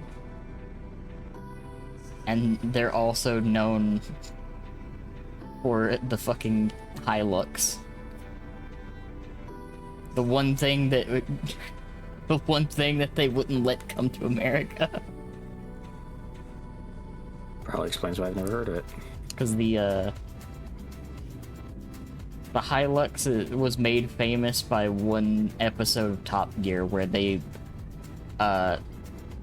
dropped it from a crane, dropped it into the ocean, fucking set it on fire,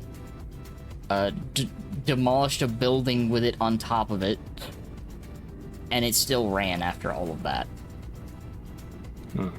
Just a little bit of tweaking, but the engine still started up after all of that. After that, they really didn't need to market the truck. Not really, no. It's just like, you can literally put this thing through hell, and with just a little bit of elbow grease, it'll keep running.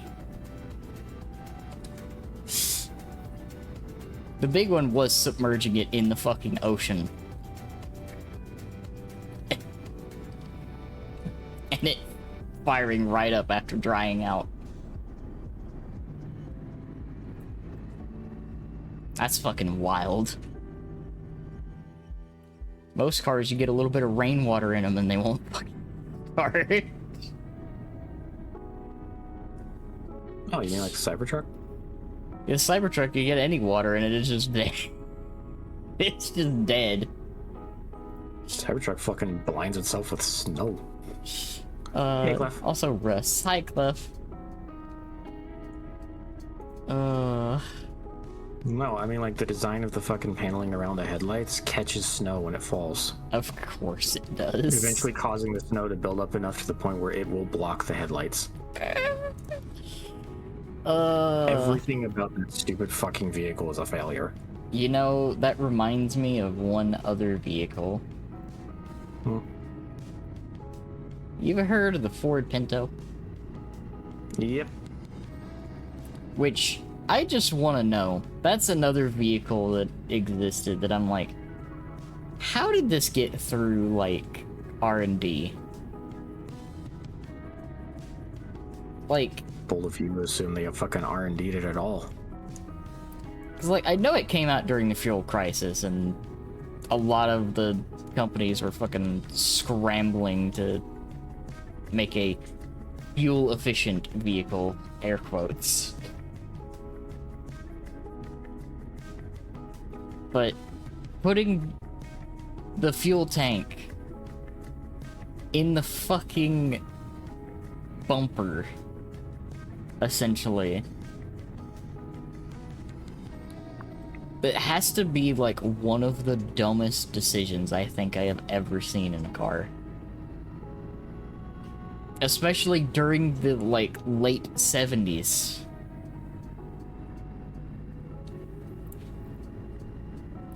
Like, that's probably the worst time they could have done something like that. Cause like, wow. I failed to fucking zoom in on the sign properly. You're all good, it's good. Yeah. Hey, look, another yummy restaurant. Hey, it is a chain. Yeah.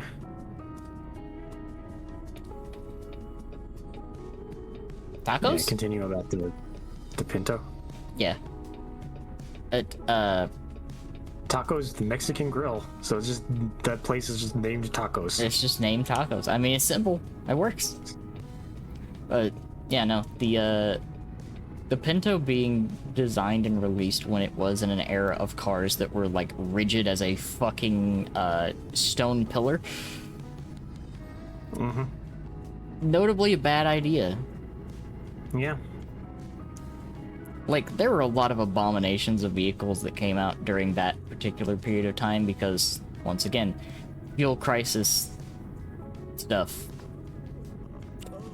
And a lot of designs during that period are real wonky. Like, the late 70s, early 80s, you have some really questionable looking vehicles. Yeah. Then they normalized for a little bit, and then you got like the mid to late 90s vehicles where they got questionable again. Stares at the Pontiac Aztec. I'm gonna fucking fill up real quick too. That in and of itself is a whole can of worms.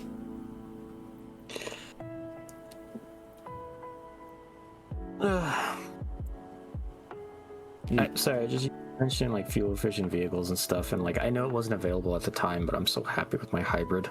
Yeah. Like a month between Phillips. She's great. Yeah, like overall we really didn't get like proper fuel efficient vehicles until like the mid 2000s. Like the vehicles that came out with the intent of being fuel efficient in the late 70s, early 80s are not that fuel efficient still. They just put tiny engines in them. But that was their idea of fuel efficient, was smaller engine, which is kind of counterproductive in a lot of those vehicles because the smaller engine just meant it had to work harder to move the car. That's one of the things that I don't think a lot of people realize with fuel efficiency. Smaller engine does not mean better fuel economy, because you have to push the engine harder to do the same thing that a slightly bigger engine can do. It's why, like, if you want like a gold standard for fuel efficient engines, you're either going to be looking at an inline 4 or an inline 6. Which I will elaborate on this a little bit. There is a difference between a V4 and an inline 4, as well as a V6 and an inline 6.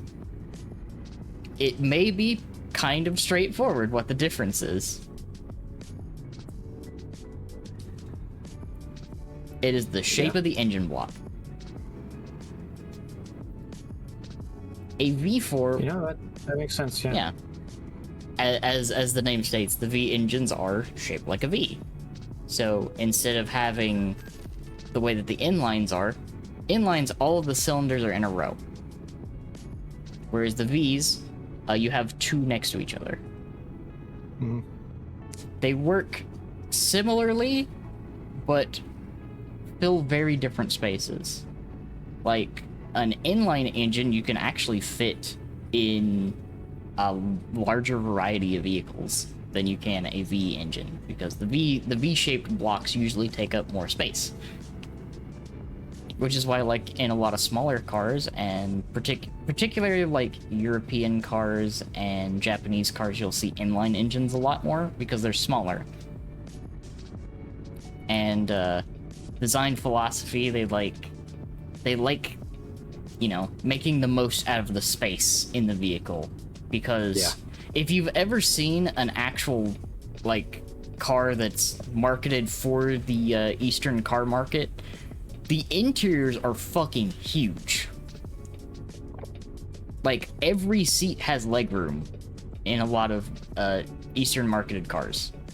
The reason being, they have small engines. They have small engines because you don't really need to move a whole lot. They're intended to be in, like, crowded, trafficked areas. So, the interior is more important than the actual full-on performance of the vehicle.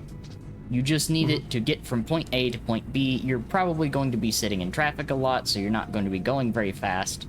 So the most important thing is having enough legroom to actually stretch. Listening to Danny talk about engines. It's one of the things I know, like, through osmosis, and just, like, it was always a fascination of mine. I love digging into this stuff. Because, like... Well, it's also what, like, just you talking about all this is also just reminding me of, like, how stupid the fucking argument of, like, oh, well, we import so many, you know, like, Toyotas and Nissans, and they sell so well over here, and you don't see any, like, Fords or anything over there. And it's like, yeah, because they don't fucking make any car models for their markets. Yeah, the Ford only recently started making something for the European market, and it's just the fucking Transit.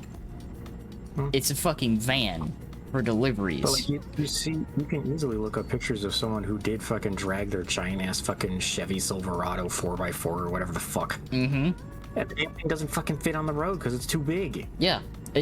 It's why the little K-trucks and stuff are everywhere, and the little box-shaped subcompacts are everywhere in pictures, and because, like, the roads of most Eastern countries are small. Like, they were made for, like, motorbikes and mopeds and shit.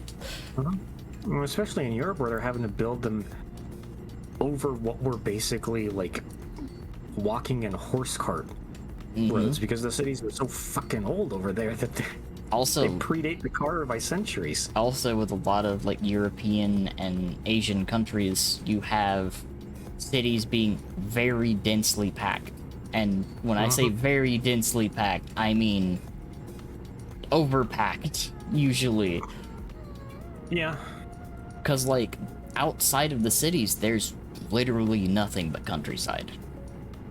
Like, a lot of the pictures you see from a lot of countries, the city is basically all of the civilization you're going to see. Especially, like, because, like, having seen enough and knowing people that have actually, like, visited China in particular, outside of the cities, you're going to see a lot of farmland and country. It's not as, like, not as much whiplash as, like, India, for instance, where, like, outside of the city, it's literally, you've got dirt roads in a majority of places. But it is enough of a difference that it almost looks like you're in a completely different location. Which also reminds me, I don't know how many people have seen these, but you know the Pyramids of Giza, right? Everybody knows the Pyramids of Giza. Everyone always... Yeah, everyone always takes... Yeah, everyone always takes pictures of them from a very specific angle. The reason why, Cairo is right fucking there. If you literally turn just a tiny bit, there is a fucking Pizza Hut directly across the road from the pyramids. Cairo is literally in walking distance of the pyramids. Which, I heard thank goodness those things are at the edge of the city, huh? Instead of, like, the city forming completely around them. Yeah, if the city formed around them, there would be no sand. There would be no sand. Like Stonehenge being next to a highway, yes. But, like, every picture you see people take of the pyramids, they always tilted it away so you see the desert out in the distance. River. Well, the river.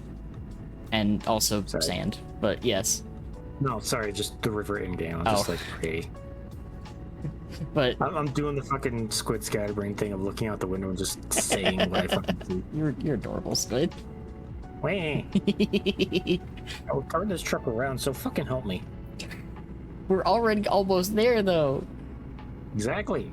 But yeah, no, like, that's why people always take pictures of the pyramids from very specific angles, because, like, if you take it from a normal viewing angle, you're gonna get Cairo right there.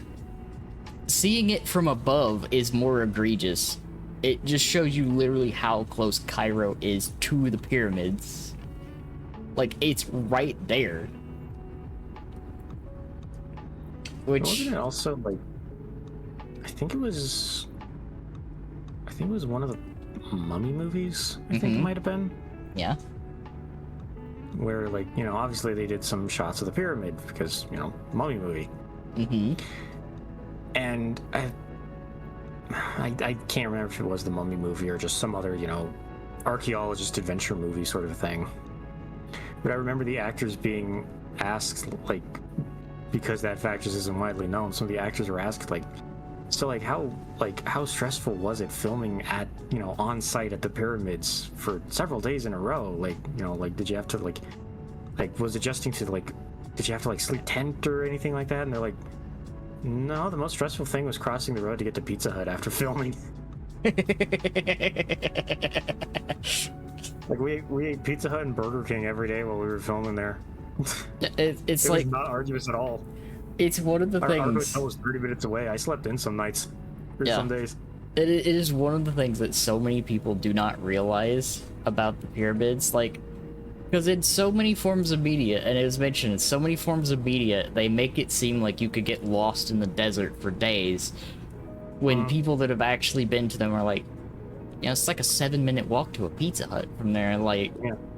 it's literally right there. You're dying of thirst, dude. There's just 7-Eleven within view shot, like within eyesight.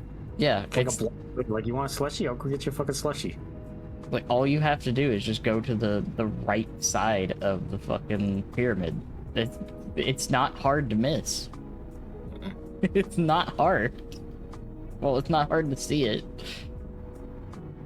But it's so funny to me every time that because, like, thinking back on it, specifically, like, all of the That's the worst aquarium possible. shark-free aquarium. Why would you want to go to an aquarium that doesn't have sharks? Huh. Like, what the actual fuck? If you're running an aquarium and you don't even have, like, at least, like, small species of shark, what are you doing? Yeah, I mean, at least have like a shark of some kind. If you're worried about a lot of them, get a nurse. Get like nurse sharks. Yeah. They're very docile. Ma'am. I saw the cutest video earlier today, by the way. Yeah.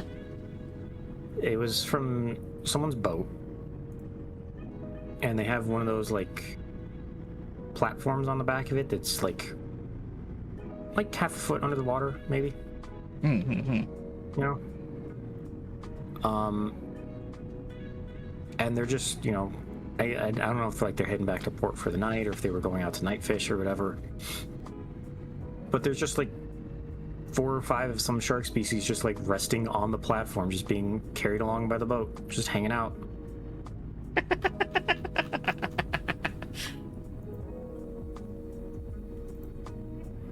Just, you know, again, just fucking laying there, just comfy. Love that. Love that so much.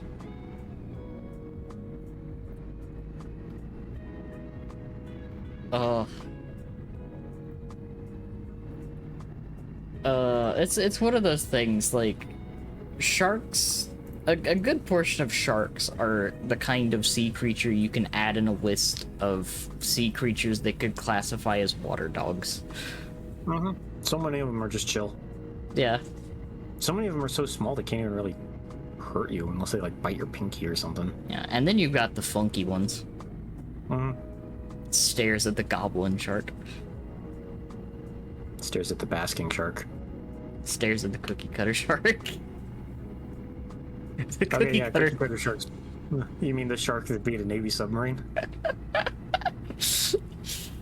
It's still so funny to me that they realized that they needed to change the coating on submarines because of those fucking sharks.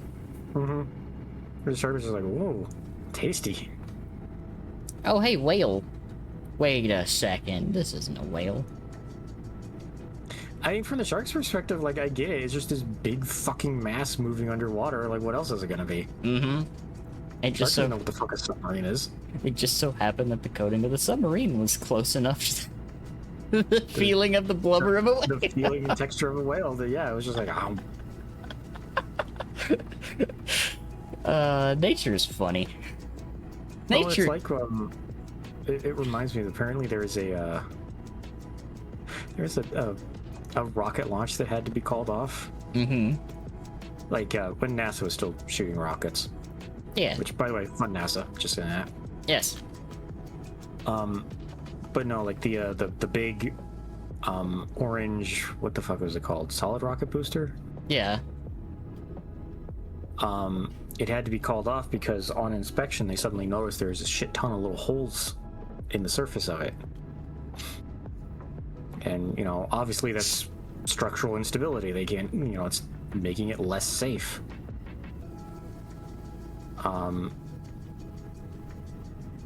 So they had to, you know, cancel the rocket launch and, you know, A, replace the thing, and B, figure out what the fuck it was and how to stop it.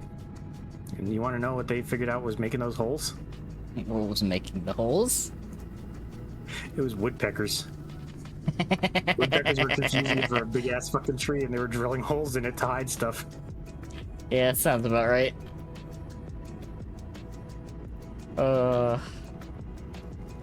What? I mean, I love that. A, the woodpeckers were able to, you know, fucking bore through the metal, and B, the woodpeckers were like hitting it a couple times. They were like, man, this tree's weird. Oh well. I mean, to be fair, depending on the type of woodpecker, that seems about right. Yeah, they aren't. I know they have cushioning around their brain, i.e. their tongue. Mm-hmm. But a creature whose primary survival strategy revolves around bashing its face against trees. Can't exactly imagine it's the smartest creature. There's also the slightly bigger versions of them, the woodhens. Wood hens? Yes. I don't think I've ever heard of those. They are, we've had some around here, and they are org. Do they still do the woodpecker thing? With, you know, just drilling holes in trees? They do.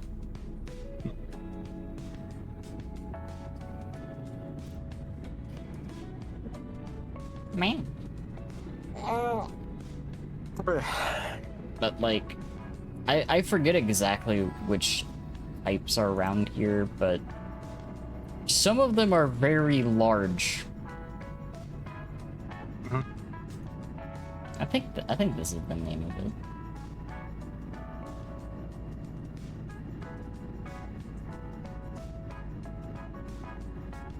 The pileated wood. It's called the pileated woodpecker, but it's also technically a Pileated woodhen. Pileated woodpecker. Spell that first word? Pileated. I think that's pileated. Pileated? Pileated. Yeah. Pileated woodpecker. What color is it? It is black and white with a little red tuff on its head. Oh, I know that type. They are a lorg. Okay. They are big. Mm-hmm. See, if you're not used to them, seeing them randomly, like, sitting out on a tree is like, what the fuck is this big-ass bird doing hanging on the side of a tree? Yep. And then you realize, oh, it's just a woodpecker. It's just a really large woodpecker. I asked because there's an enemy in Pikmin called the pileated snagret. probably was what. wondering if they copied the colors from it, but not even close. Not even close, but the head shape might be kind of close. Kind of. Yeah, because that is kind of one of the things that, like, the designs of the snagrets kind of remind me a little bit of a cross of a woodpecker and a heron. I was about to say like a heron or a stork or one of them, like, Yeah, which the long pokey beak birds. when I was there's a fun little growing up story from Kat. When I was younger and we used to visit some of my family down in Florida, the house that they used to live in was next to a little lake. A little, like, circular lake with an island in the middle. Yeah. And every now and then, when we would be down there, there would be, like, cranes that sometimes, occasionally, would end up inside their little screened-in area.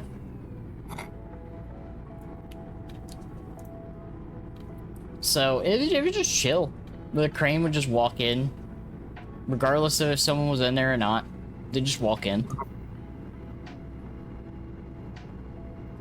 Sometimes they give them snacks. Yeah, like, I can't imagine they're, that hostile as long as you don't go fucking around near their nests. They No, probably they don't give a shit. Cranes are pretty chill, honestly. They also, unless they're flying, they just move so slow. Mm-hmm. They just casually walk through. There's the sandhill crane. Mm-hmm. Stays on their migration path. Yeah. And so, like, there's some fields that I drive past sometimes if I need to go on a certain errand or whatever. Mm-hmm. And for the vast majority of the year, those fields are empty.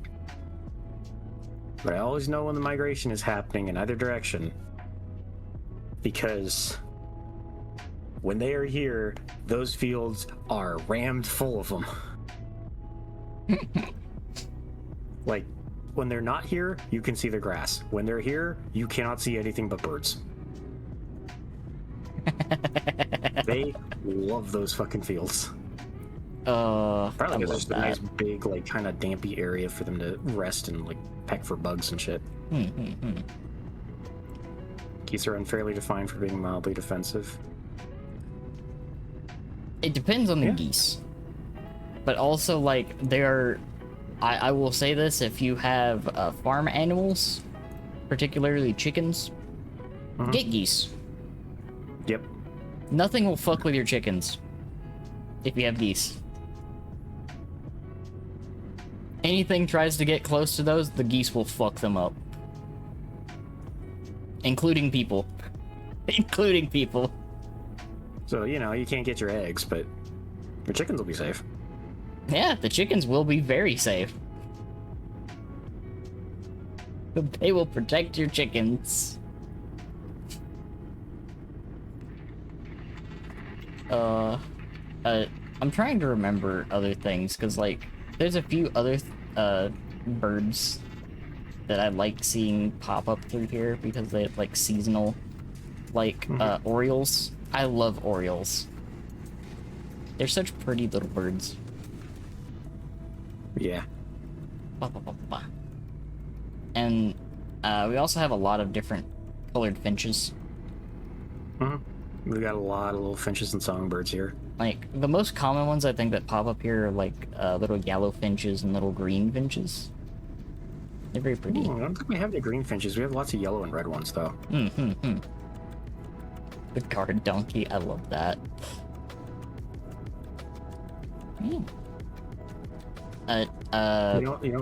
We have a lot of, and sadly don't live near where I specifically live right now, but where I used to live, I could see tons of them.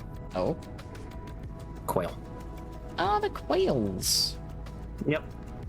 And even better, they're the, Actually, I don't know if there's quail species that don't do this, to be fair, but they're one of the quail species that, like, mom and dad raise the chicks.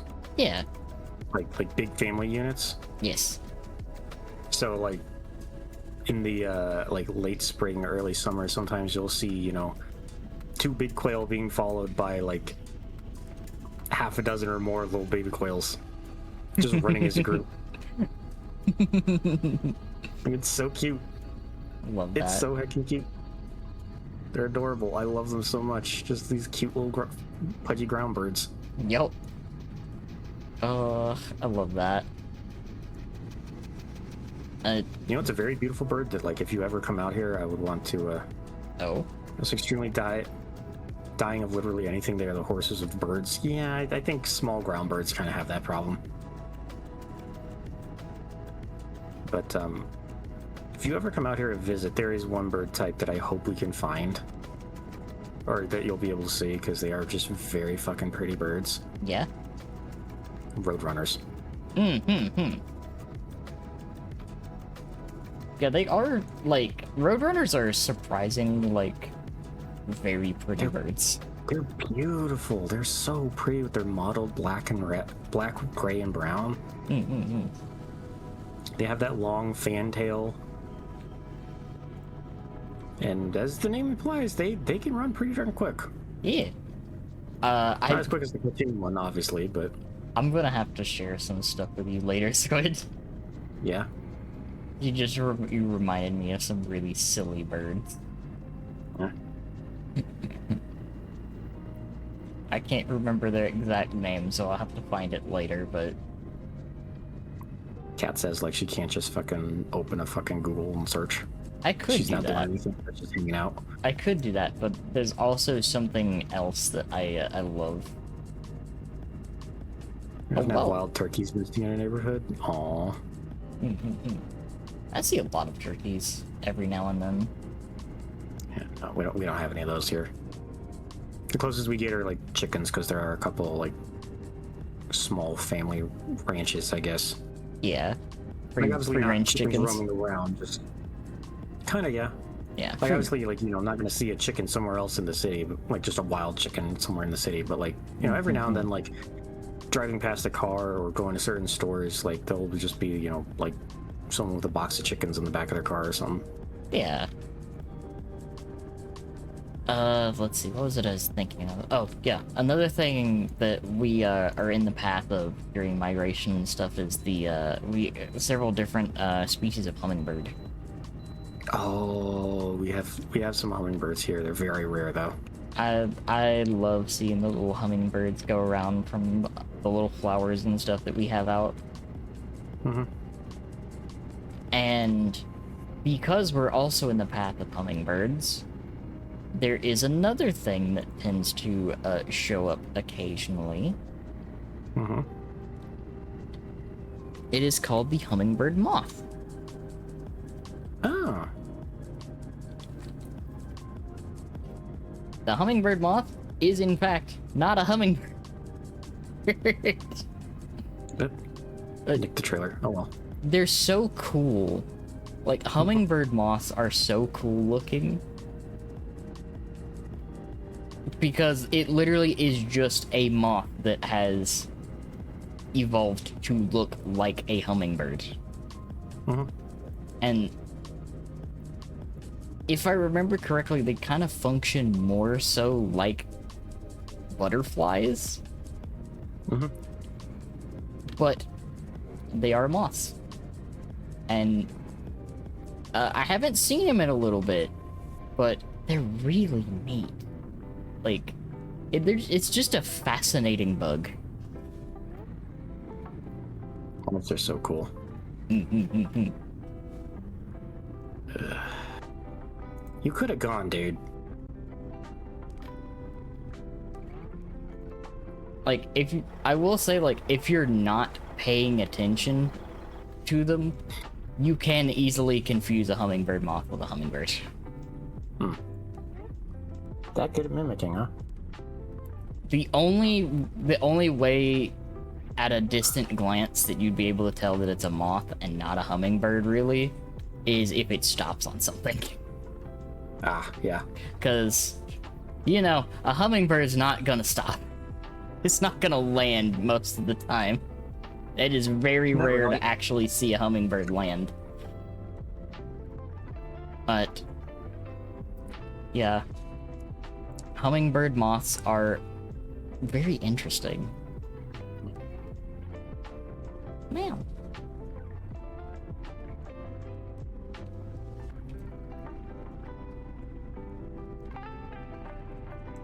They're just little fuzzy critters. And I didn't even know they exist until one day one of them landed. I think it was a little green one. Hmm. They are fuzzy and very vibrant. Yeah.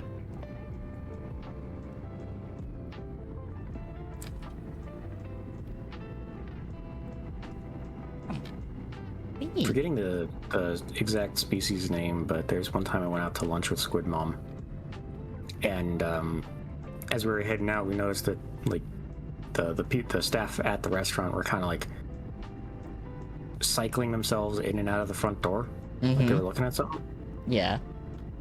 And it's because there's a big, beautiful moth just resting on the wall outside, just hanging out. Oh, is it a big old Atlas moth? No, not an Atlas moth. Mm-hmm. But one of those like dark orange and like marshmallow white moths. Ooh, Saracopa moths, I think they are. Maybe? Goliath moth? No, it wasn't Goliath moth. Mm-hmm. It is like the biggest moth species in the continental United States, though. Like native to the continental United States, at the very least.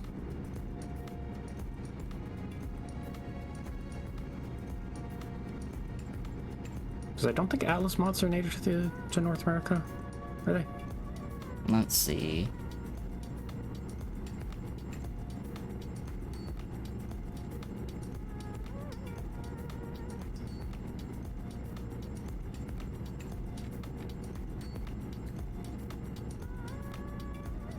I'm trying to remember, actually. You got fucking Google, cat. Come on. Yeah, I'm looking.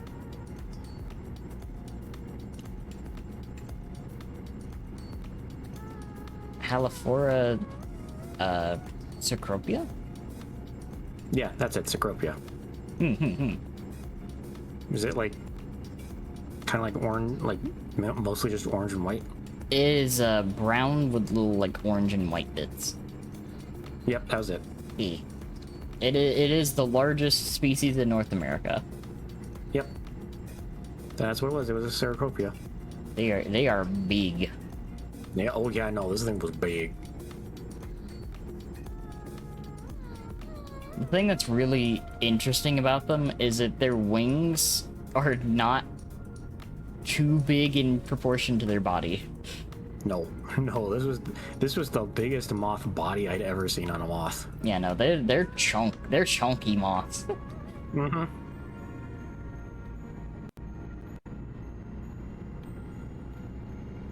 Every time that I see moths like this, though, it always reminds me of the little fucking poodle moths. Mm-hmm. They're just so fluffy. They are.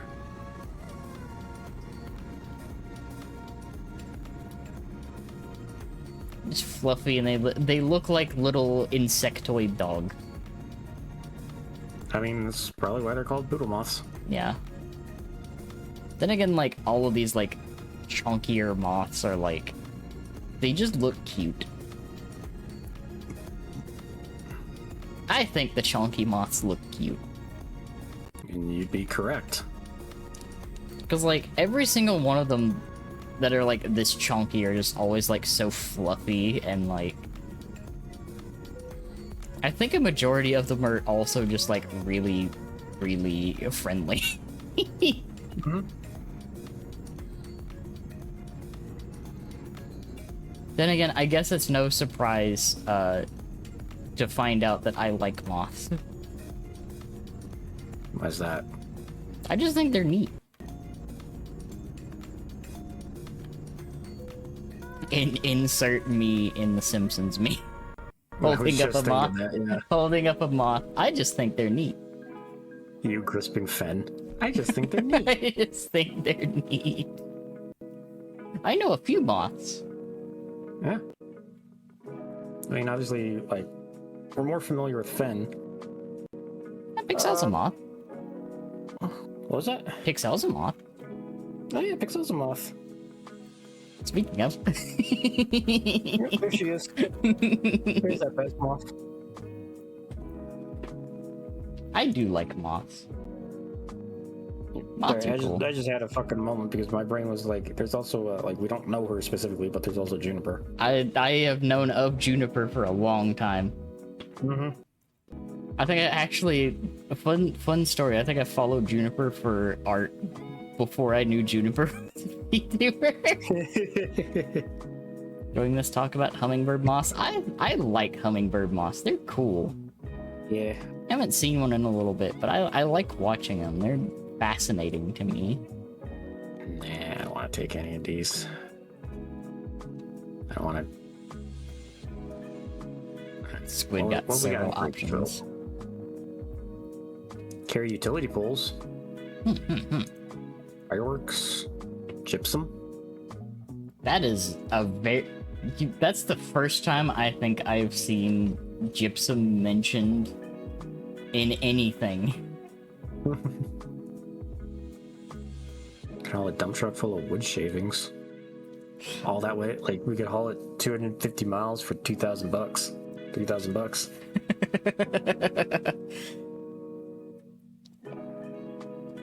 There's a moving container for 1,600. Let's see. Fucking log loader. Yeah. Dynamite. Wanna 3. land train some dynamite? Land training some dynamite. Let's fucking land train dynamite. Let's go. Almost 60,000 pounds of dynamite. Jesus Christ. What are they planning to do? It's going from, we're taking it from mining company's depot to probably a mine. And it better be a mine. Jesus Christ. That's enough fucking TNT to make a small to fill a small bomber. Jesus Christ.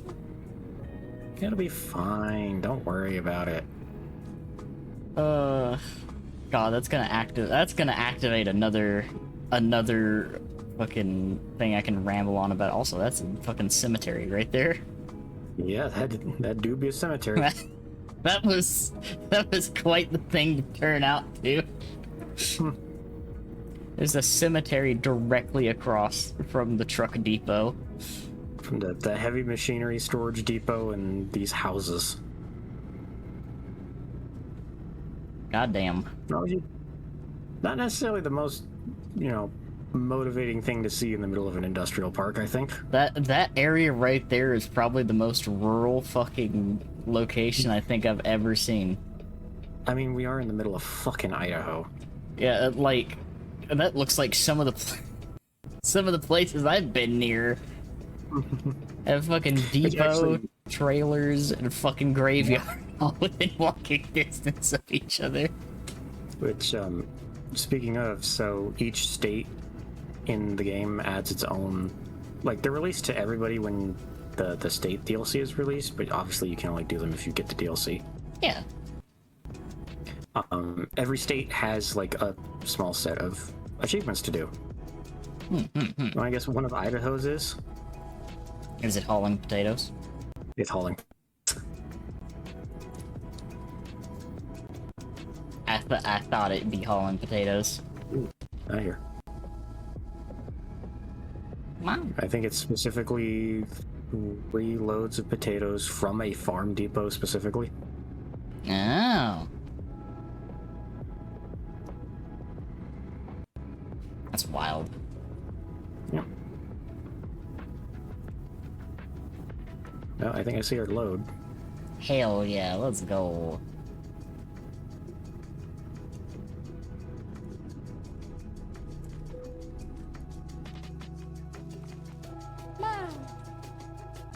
I wonder what this trip is gonna unlock in my yapping. Whatever it is, it's gonna be cute. Also, that is the most coupled trailers I've actually seen. A three-trailer train like this? Mm-hmm. Yeah, guess why? Because any more than that becomes a very significant safety risk. I mean, that, obviously, but also, they're not actually street legal in a lot of states. Mm-hmm. Which is why...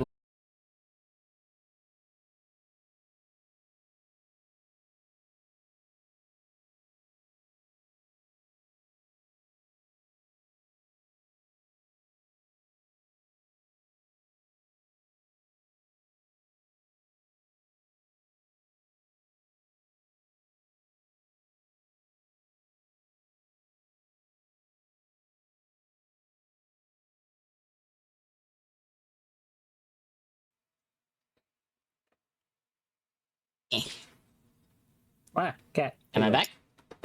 Yes, I hear you. Okay. I hear cat. Okay, let me go to the BRB screen real quick, because I gotta reconnect. Yep. Ba, ba, ba, ba, ba, ba, ba, ba. Okay. Apologies for that, everybody. My internet decided to blip for a second there. Boy. Ba, ba, ba, ba, ba, ba, ba. I had to quick kill my fucking phone's connection to the Wi-Fi for a second to send the message just in case I didn't come back fast enough. You're good, cat. Ba, ba, ba, ba, ba, ba. Okay, I click button. I connect back to Squib. Oh, do I have to let you back in on Parsec side? Yes, because it completely disconnected me from it. I hit accept. You see the game? Not yet. I hit accept. Oh, it said the connection fail. Okay, let me relaunch Parsec. Let me do that. You know what? Actually, also, Yeah, what's let up? me. Okay, there you go. Use that one. I just refreshed it. Okay, I'm gonna open it back up anyway, because that will probably help a little bit. Probably. Also, sorry for fucking blowing right into the fucking mic. I No, don't know you're if all stream good, can hear Squid. us I right think now. it was muffled, actually. I know Discord's usually good about it, but there's been so many times where I've trusted Discord not to do something and then it does it anyway. And it's just like, Understandable. thanks, Discord. At least with like noise suppression and stuff, I can see it now. That either one of the things that we did worked, and that's what matters. Ba, ba, ba, ba, ba. What? Ba, ba, ba, ba. Okay, we Wow. back. We Okay. back now. We good? Oh, hold on. Wait, there we go. We To are move back. Parsec off the fucking screen that was being captured so people can't fucking see it. There we go. I'm also gonna spin. Alright. Here, I'll join you in spinning. Think Squid. Hmm. Emotes I can hear. Okay. We good? We ready? Everyone back? Hello? Hello. Sorry for that. Yeah, apologies for my internet deciding that I needed to explode for a second. Other than that, everything's Cat just fine. does that sometimes. It's true. I do, in fact, just explode randomly sometimes. Alright. Let's get this triple trailer done. Yeah. Fucking land train. Land train time. Okay, OBS, are you gonna reconnect to my chat? Yes, you are. Thank you. Sometimes it takes it a minute. Man. Hey, thank you. Also, what's another thing I thought about? Oh yeah. There's a couple things y'all can look forward to me doing in the near future. Like, tomorrow I'm going to indulge in some hyperfixations. So, if you like me yammering while playing something that I'm hyperfixated on, yes. full driving wheel controller or just standard controller? I think Squid's playing. Just a standard controller. Yeah. Squid's playing with a standard controller. With a couple key bindings left on the keyboard because I just don't have space on the controller. The radio setting and whatnot. Me. I would love a full driving setup, but I don't have enough games that it would work with, nor can I really justify the cost. And there's so many other things Understandable. I'd prefer to get to as well. Like, I love them, but it's also like, yeah, but I could also just spend that money to get, like, more games. It's true. Or art. Very true. Something I feel quite a bit. Yeah. Can we pull over? I need to pee. Hi, Aiko. Aiko, we just stopped at a mine. Why did you not pee in the while you were there? Aiko. Ma'am. Oh, I think after stream I'm gonna need to reset my internet. Didn't need to back there. Is everything good, Kat? Do you need me to pause so you can go run more tech support real quick? I think it'll be good till the end of stream. Okay. It's just, Hey, look, taco. Taco. I think what it is just, probably the time of day and stuff. Probably.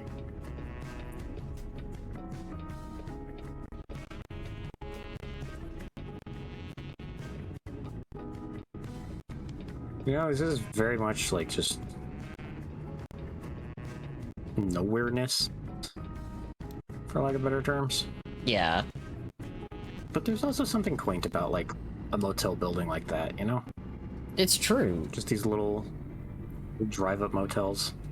Or the gas station that was at the corner back there that still had like, you know, proper slanted roofs and all that instead of just being fucking copy-paste box. Yeah.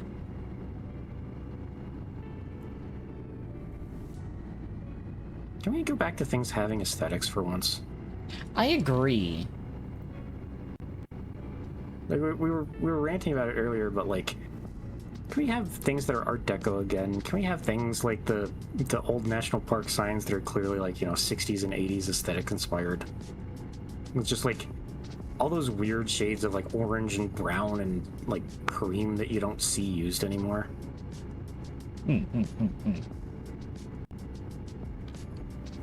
I think, like, the main thing, I just want to see more whimsy. Uh-huh. Giant gray cube and you will be happy. No. Oh, I don't need to get started on that. I hate the, like, modern... I don't either.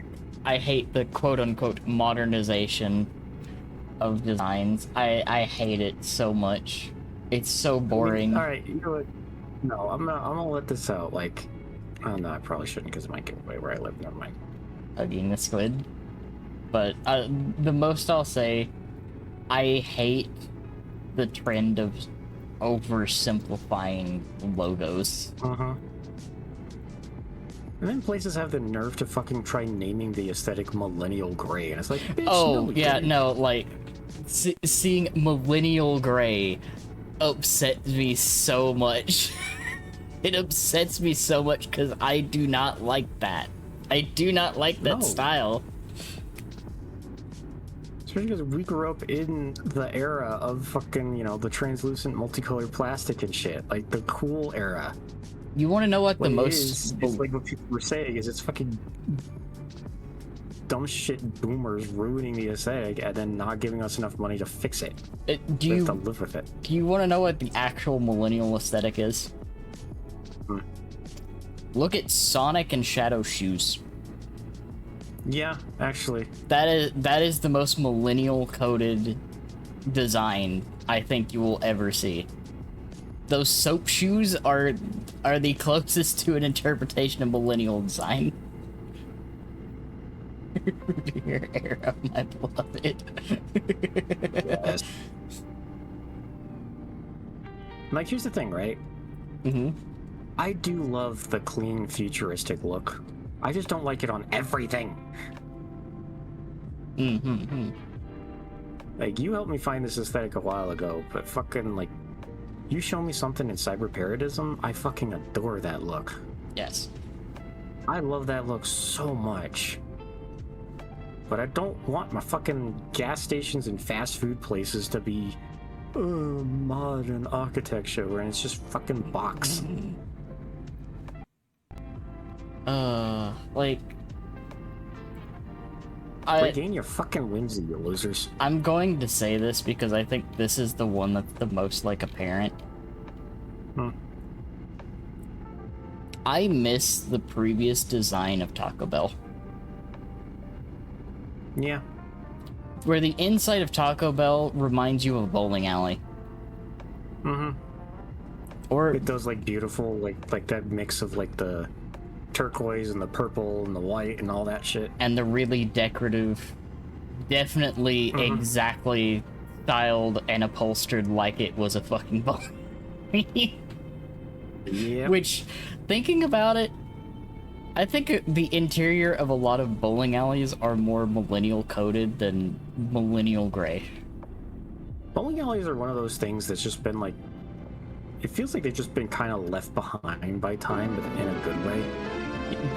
Bowling alleys just have a very I say having particular not look. gone into a bowling alley for Like a decade and a the half. bowling alley you imagine in your head is probably what a majority of bowling alleys still look like. Yep.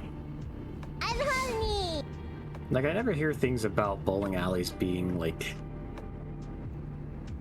again, the fucking boring gray, straight-lined modernism crap. Also, I have no idea why I can't hear my own fucking sound alerts anymore. God damn it. It's probably because of the internet crash.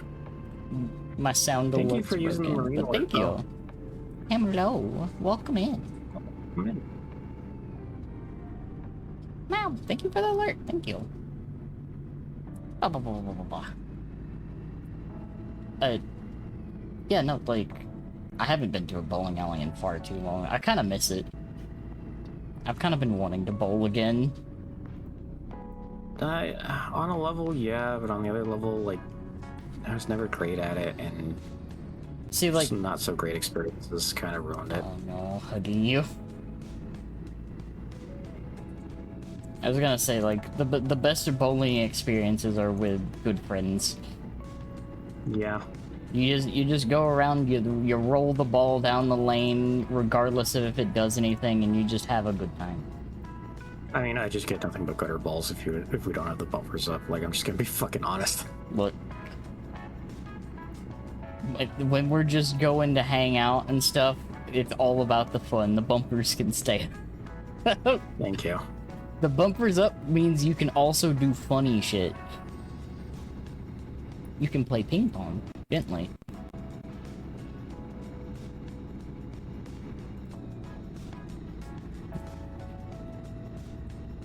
Man. That's just an added layer of fun you can have. Like, bring back signs like that. Like, come on. It's just the wonky angles and stylized letters and stuff. Like, so many VTubers have it right. Like, we need whimsy back. It's true! So many people have forgotten how to be whimsical. Which, I mean, understandable in some circumstances. Like, you gotta have a little bit of fun. Mm-hmm. That's how Yeah, you not recharge. everything needs to be whimsy. Just the same as not everything can be serious. Exactly. Like, some of you probably have been around me long enough to know, like, when I need to be serious, I can get very serious. Especially when it comes to, like, working on something. When I'm working on something, I enter a completely different mental state, basically. I think Squid has seen it a little bit when I work on stuff. Or when I have something that I'm tasked with doing. I don't tend to, like, fuck around with it. No. When this cat locks in, she locks in. If you've seen some of those, some of the meme images of somebody, completely focused in. That's me when I'm working on something. Mm-hmm. Like, if I have something that needs to be done by a certain time, all I need to know is what I have to do, and it will be done. On time. Blah, blah, blah, blah, blah. But, like, most of the time, especially, like, on stream, you'll see me kind of like what I'm doing right now, is where I'm being a goofy little goober. Because, like, this is what my streams are. I am full of whimsy, and I want to share that whimsy with all of you. Including my hyperfixation on multiple things, including, like, engines and food. Mechanical things and food. My very eclectic list of hyperfixation. And random knowledge of things that I've picked up over time. Which, it may or may not surprise some of you that a lot of people around me didn't like playing things like home editions of Jeopardy with me.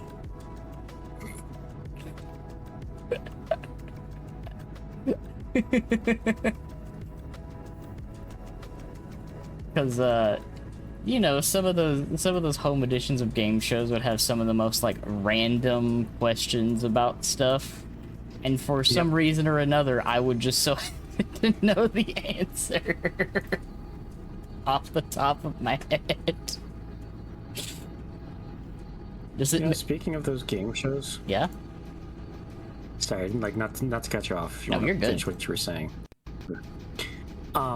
It always fucking cracked me up whenever like, because like I have a couple memories of this of like one of those popular game shows throwing in a video game question before video games really took off and were popular. Yep. Like I think I want to say it was a really, really high amount question on Who Wants to Be a Millionaire as well. I think so. I think I. This was just a couple years after Pokemon had come out. Mm-hmm. And the question was just, which one of these is not a Pokemon? It was just that. It was just that simple of a question for like $100,000 or $250,000, because it was just, you know, that niche of a thing at the time. But it also just cracks me up because, like, as I'm watching it at home, I instantly got it because I knew what Pokemon were. Yep. It's like, it's so funny seeing those during like the early days of some of, well, not really the early days, but like the late 90s era of those game shows when they were starting to have more like technology based questions. And then you also started to get more international questions during that time too. Yep. Yeah, I think the 3 actual Pokemon they picked, in fairness, you know, it wasn't just like they threw, you know, like Pikachu, Bulbasaur, Squirtle, and then Moofdoof or something. Yeah. I think the 3 actual Pokemon that they picked for the question were Jigglypuff, Geodude, and Zubat. Yeah. Which, yeah, no, like, in fairness, that would just also make it very tricky because those 3 were not any of the popular Pokemon at the time. Nope. It was not the mascot, it was not anything on the box, it was not anything that would be widely known unless you played the game or knew somebody who played the game. Yep. And so, like, at the time, it was something that would definitely have tripped somebody up. And yeah, honestly, I think the guy even, like, the contestant even was just like, I don't know, and you know what? The money I've won so far is more than enough, so I'm just gonna leave. Which, you know what? Totally fair. Yeah. If I was in the same situation, if I was, you know, in that exact same kind of situation, I would have been like, nah, the money I've got, like the money I've won, I'm good. Yeah. I don't need to, you know, I'm not gonna play a game with this and make a laughing stock out of myself. Yeah, just go with the guarantee. I'm just gonna. Yep. I'm gonna gracefully bow out and just move on. Thank you. Yeah. But I think one of the other ones, a little bit more recently, was I think it was a Jeopardy question. Fucking set another stop. And I can't remember what the exact like. Oh, no, that's the engine. Turn on. Fuck. Oh, I think I just. Yeah, I think wipers are also one of the buttons that I had to leave off the controller. Anyway, I can't remember what the actual, like, you know, answer you have to frame a question for was. Yeah. But I think the answer was just like, who is Ash Ketchum?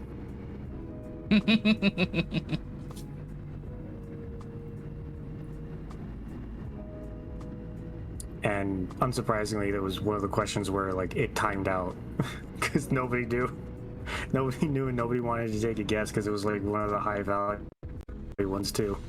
So if they got it wrong, they'd take a big hit to their score. Yeah.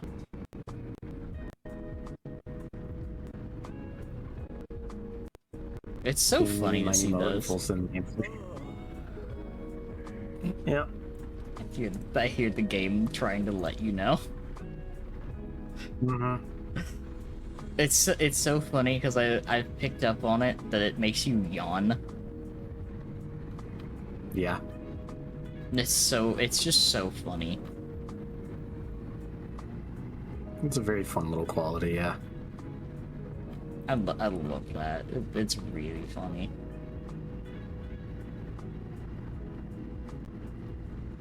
Man. I just love that. I love stuff like that. It's just interesting to see. The yawning detail or the The Pokemon questions. Game Show questions? The questions. Yeah. Man, if that really don't put into perspective how niche certain things are across the greater pop culture. Yeah, because like, and or are just a fascinating like time capsule of the pop culture at the moment that the show was created. Yeah, because like at the time, it definitely wasn't common knowledge. Like, I remember, and I still have it somewhere, just because of the funniness of it. A Time magazine with Pokemon on the cover. And it was so funny to me because in the big article about it, because again, it was a pretty big sensation at the time, they were also proclaiming, yeah, but it's also probably just a fad, so it'll die out in a couple of years and the kids will move on to something else. You know... Boy, 20 years of hindsight sure bit them in the ass, didn't it? You know, I think the funniest thing about statements like that is 9 times out of 10, the things that they're like, this is the next big thing, it's going to take off and be everywhere, versus the, it'll probably be gone in like a year or two. The amount of times that's been reversed has been so comical. The thing they're like, I don't see the lasting power of this, meanwhile, thing lasts over 30 years. Well, thing that they're touting as the next big thing disappears within like 2 years. For nappies. No. Here's one thing I would like the game to be a little bit clearer about is where in these parking lots you can actually like stop to sleep. Yeah, it feels kind of weird that it doesn't like give you a like. I'm on the fucking logo. What do you mean I can't sleep here? Come on.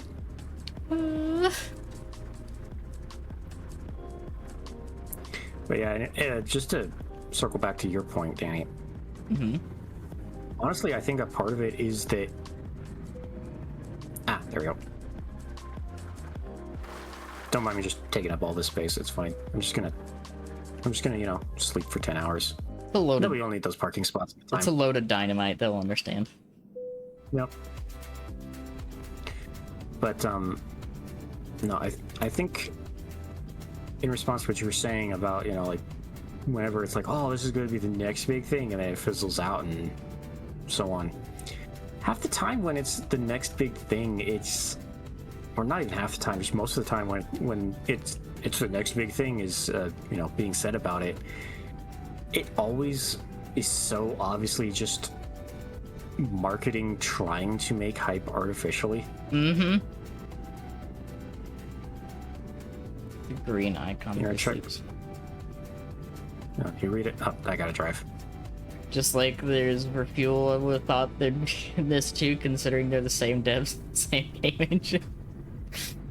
You'd think, but for some reason, no. There are no zones that really mark out where you gotta park. That's pretty funny. I'm not gonna lie. Like. But anyway, yeah. Yeah, no, like it definitely is like that, because like all of the, and like people can kind of tell, I think, at least now, a lot more. Oh, especially now. Because like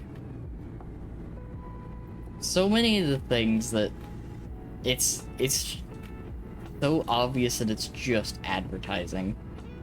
Mm-hmm.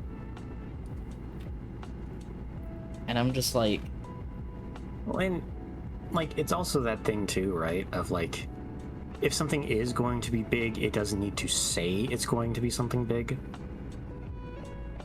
You know what I mean? yeah, Like in the same sense of like, as much of it as it is also kind of a meme. If a character goes around boasting that they're a badass, they're not a badass. Because you don't need to say that to be one. yeah.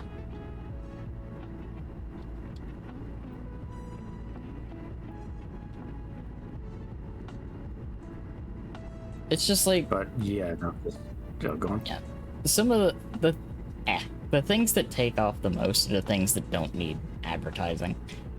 Oh.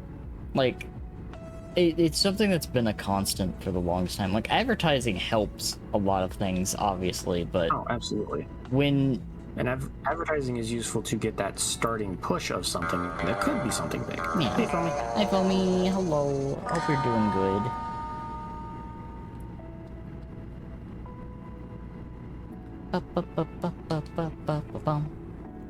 Heck yeah, we Heck trucking in yeah. here.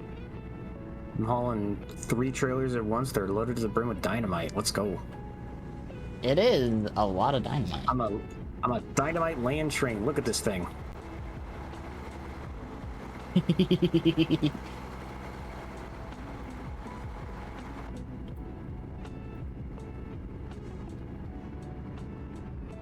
Exactly. This can only go well. Don't mind me cruising down the highway at 70 miles an hour with 53,000 pounds of dynamite in tow. It's just fine. Yeah, it's just 53,000 pounds of dynamite. It's fine. It's fine. It'll be fine. They wouldn't have let me carry it if I couldn't do it safely. Exactly. And here's where I point out the meta level humor of my phone having chirped multiple times while I've been driving this truck. And my impulse of, man, I need to figure out what that fucking notification is on my phone. But also not wanting to do it, because if I take my eyes off, I will definitely crash, just like if you do this in real life. True. Very true.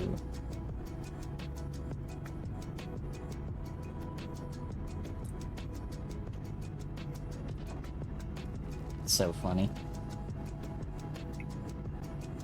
Man, I really want to install some like weather and lighting mods. Yeah? Like, this game's already fairly pretty as it is. But you know, just make it even prettier. Just a little For the extra. background. Hmm?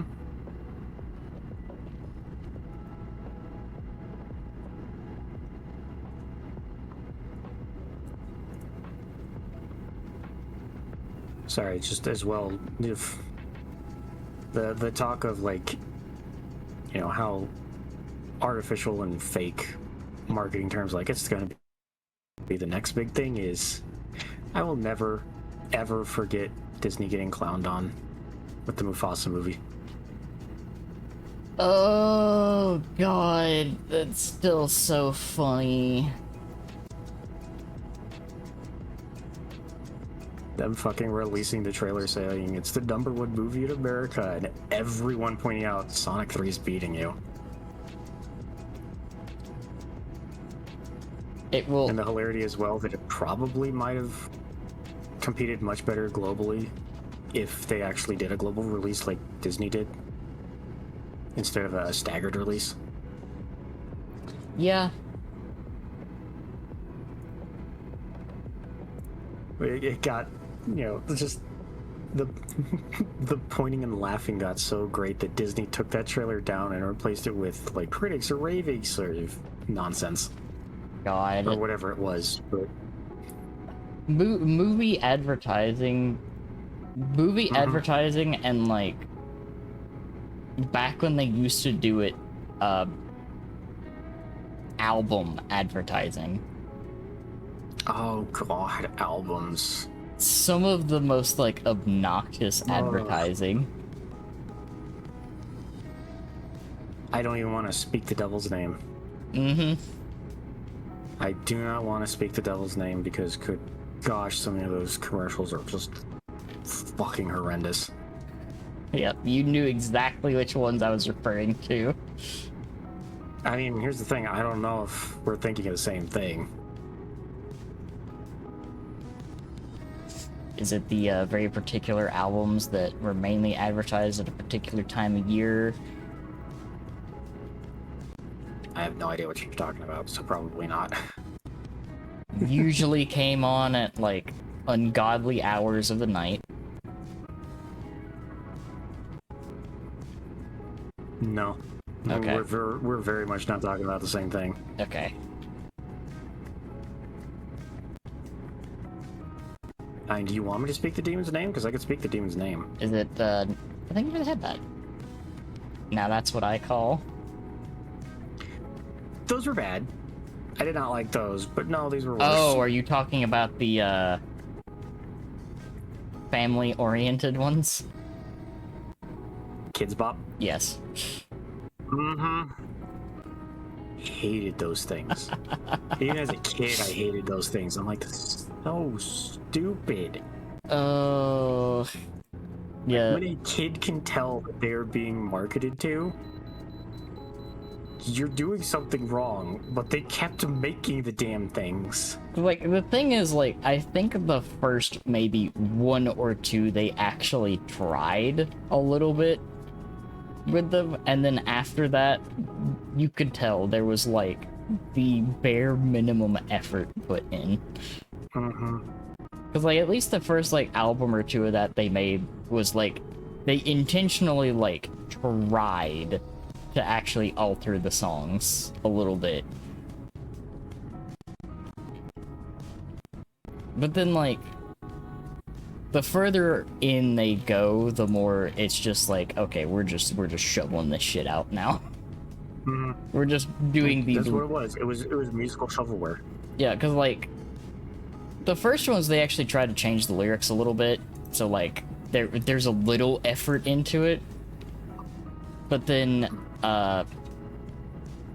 after a certain point, they were just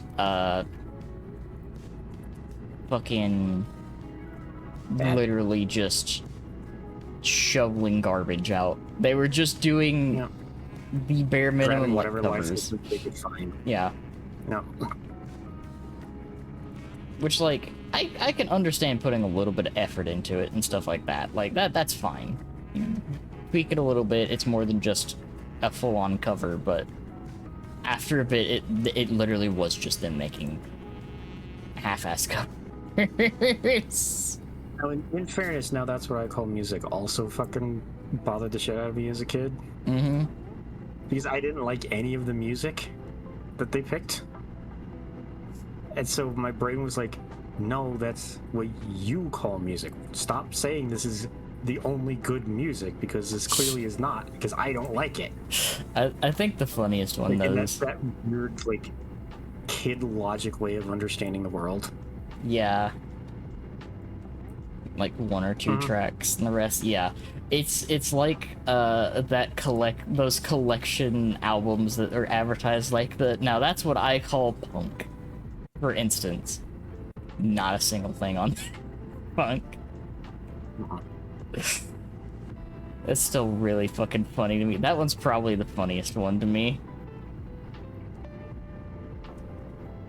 That's what I call rockabilly.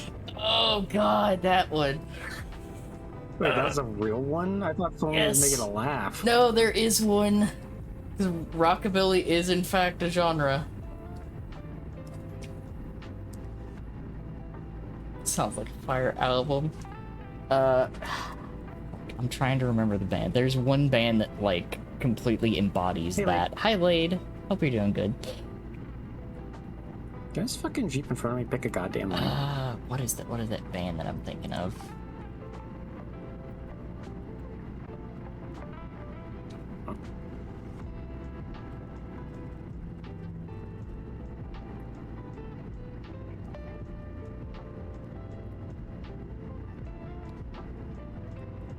The guys who did the Doing pretty good, soundtrack Blake. for Redneck Rampage games? Yeah, we're doing good. Okay, that Just driving 53,000 pounds of dynamite across 3 trailers. yeah, No worries. that was the game I was the game. That was the name of the band I was thinking of, the Stray Cats. Hmm. They were a rockabilly band.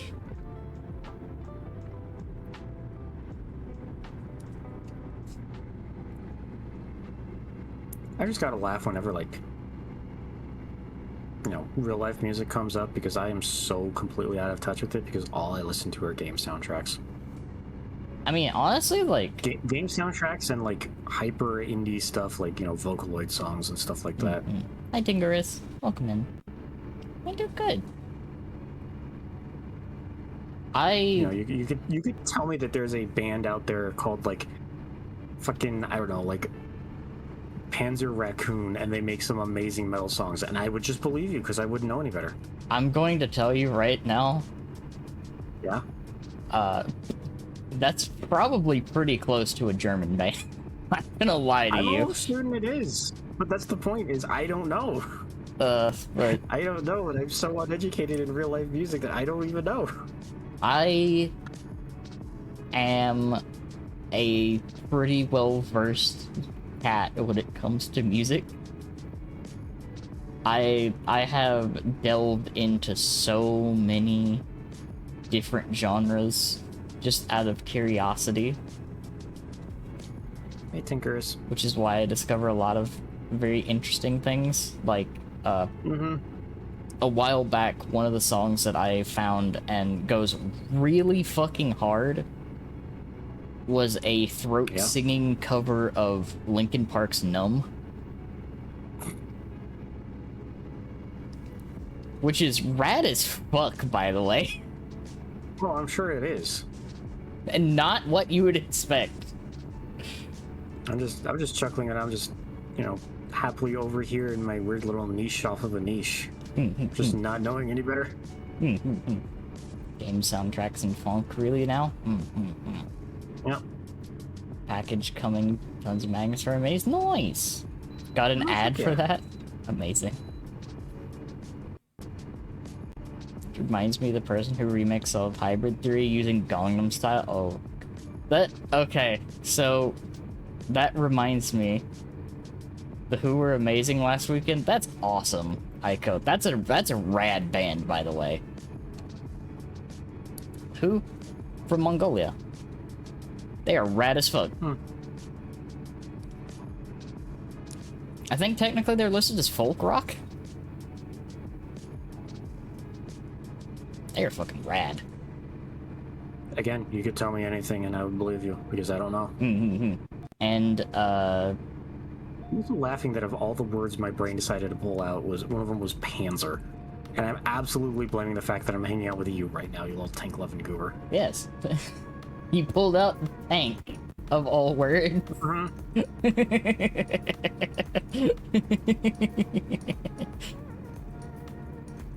But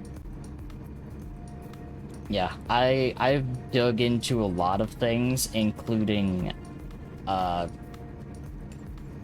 let's see, what was it? Oh yeah, like the section of YouTube that likes to remix everything with the Come On and Slam.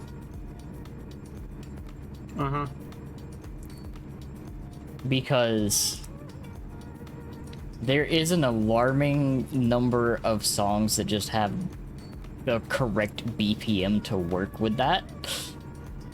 Oh yeah, yeah. I know of that whole section of YouTube. I get you. Yep. It's like several different things that go along with Guile's theme.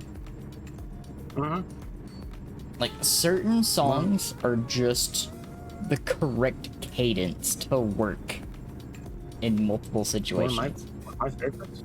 Yeah. A mix of Rooftop Run and Scatman's World. Yes. It works really well.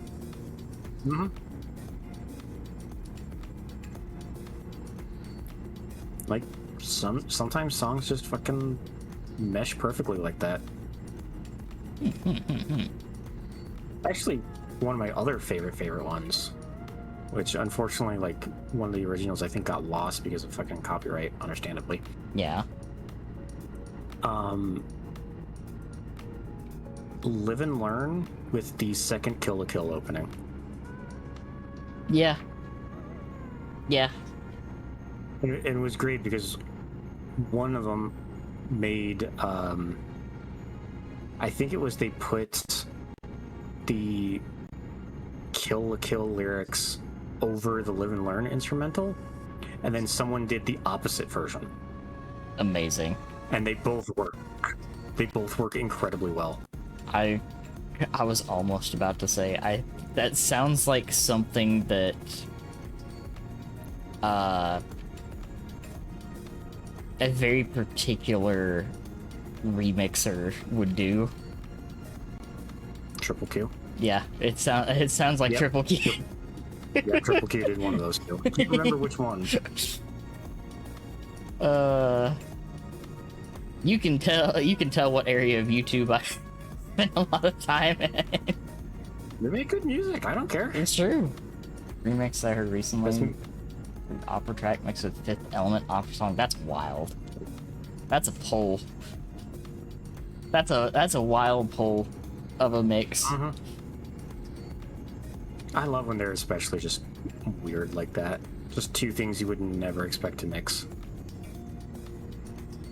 That's cool. It's part of why there is a side of me that very much respects all of the fucking remix stuff that happens with fucking Siva Gunner. Some of them are really good. A lot of them are shitposts. Some of them are really good. Owl City's Knight Rider remix? I don't know, because I don't think I've ever heard that. Maybe. Yeah. You know, one of the ones I also like? Yeah? Turbo. Who makes everything into Eurobeat. Yeah. Which is it's a very special skill. Being able to being able to turn anything into Eurobeat is kind of impressive. And I mean anything, like, they've done everything from, like, the Konosuba intro to Delfino Plaza. God damn. As Eurobeat. That's wild. Like, And it's all good. It all works. awesome. Actually, was one of those Turbo? There might have been another one that I'm misremembering and miscrediting, but I can't remember. If I am mixing them up, I apologize. Damn. Man, we still got 3 hours of driving to clear this dynamite. Yeah, this Dynamite's made some distance. Well, we're taking it from the middle of Idaho to the middle of Utah, basically. That's true. That's very Thankfully, true. we've gotten to skip most of the way stations along the way. Well, I think the reason that one made you hit all the way stations is because you were hauling a food item. Probably. I don't know if there's any logic to it or if it just rolls a die whenever you pass one. That would be interesting to know, like, how it goes about that. I'm sure there's probably some modders out there that know. But Oh yeah, no, like, anybody that's, like, opened the game up and, like, dug into the code would definitely know.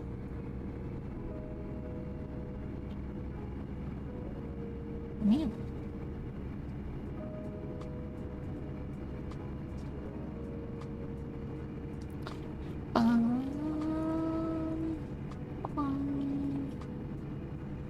Man. I just love that. That was a fascinating conversation. yeah. And Yeah, we really just have just gone all over the place and yapped about all manner of things, huh? it's true. Like this is what happens when you do these long drives. Hey, what else are you gonna do on a road trip? True. Very true. Can't put on some of the podcasts I listen to. We can laugh at those. Like so Laugh much with stuff. those, not at those. Yeah. It's just we start on something and there's just so much stuff to talk about. Hmm? And just like a road trip, we do not end wherever we began. Man. Exactly. I love that you meowed before you replied. Yes. Oh, there's vending machines at the rest area I've had. Hey. Vending machines. I like that the sign had to specifically say that too. What the fuck is that? It's true. Is that a life insurance ad on the side of an RV instead of a billboard? I think so. It was some kind of an ad on the side of a parked RV instead of a billboard. The map. Have map DLC downloaded? Yes, I've got all but the 4 most recent states. Man. So, no Louisiana, Iowa, Illinois, or Missouri. Missouri? Hold up. Yeah, Missouri. Okay. No, wait. What's this one?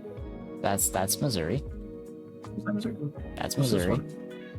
That is Iowa?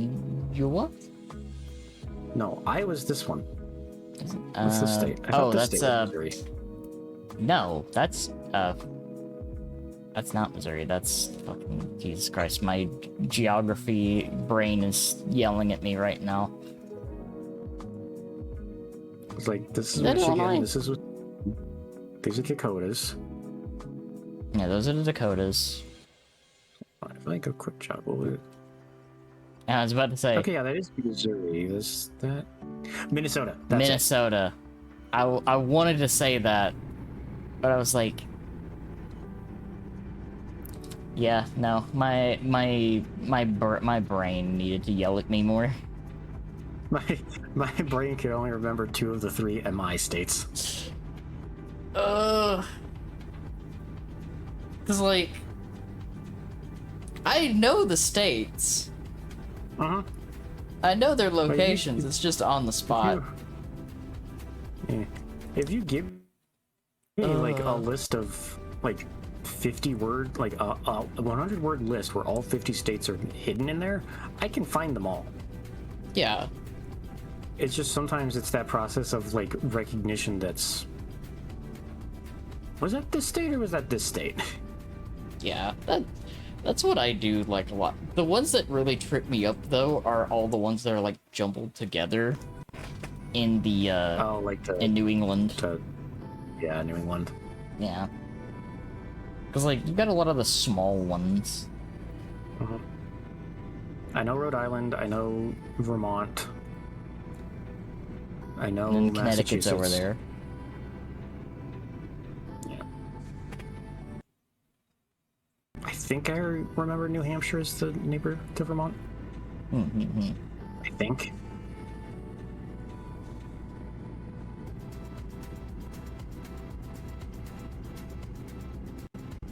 Like, again, like, alternatively, you know, like, if you give me a map, like a blank map, and Yeah. you give me all 50 state names, I can figure it out. It's just going to be me putting down all the ones I know first, and then using that to help me recognize which remaining ones go where.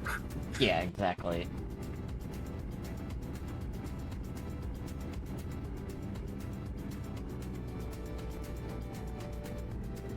Oh.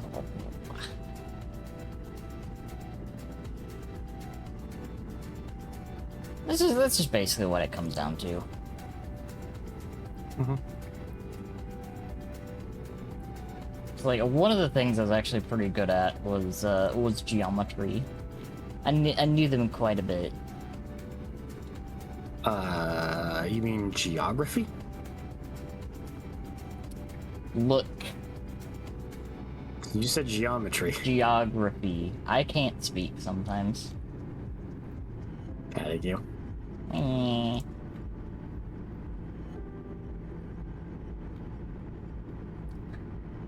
God What's the damn it. matter? God I'm just damn it. mad at you. Why? I'm just giving you pats. Why are you getting mad? I'm not getting mad. I'm not. It's my Then fucking why are you speaking. screaming? My speaking. The slow head turn my monitor when I. I... Is only hit pets. Why you have to be mad? Uh, locations I knew very well at a certain point. It's been a while. This type of trailer fucking has scarred me. Look the Yeah. type that's in front of us. Yeah. It's called a frac tank. And you want to know why it's bothered me? Well, that's good. Because there is an achievement revolving around the frac tank in Utah. Oh. You need to deliver a frac tank to each of the 6 mining fields. Guess what jobs don't like spawning? Ah. Yeah. And or when they would spawn, would go to one that I'd already delivered to. Yeah, that would make sense. That would make sense.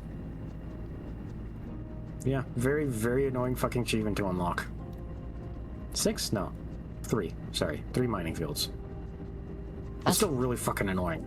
Oh yeah, no, I'd say so. I'd say so. Man.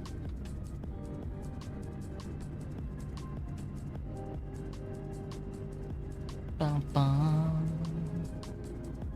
Bum, bum.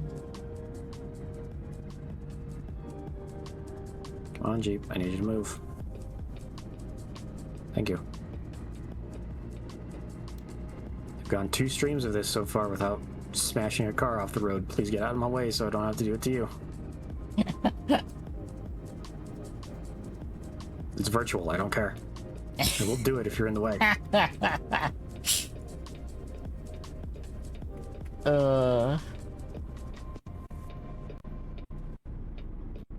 The only consequence in this game is a mild penalty.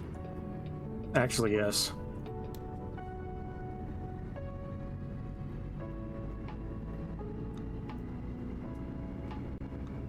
Oh. Man. Yeah. Man. Yeah. Man. Man, man, man, man, man.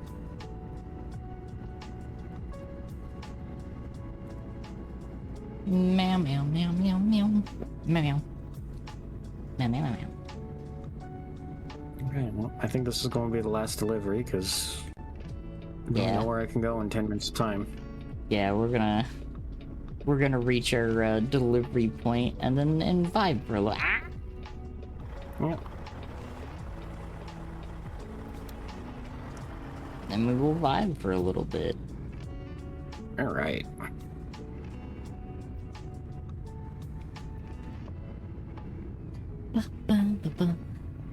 This was a good pick today, Scud.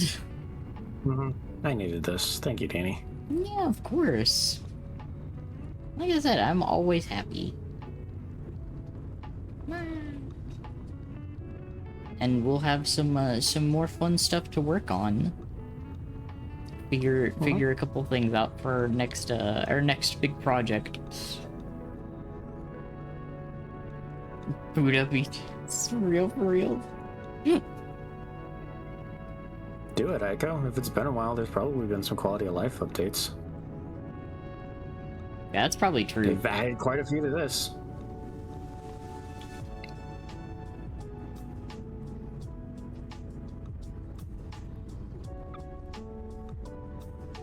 Good gosh.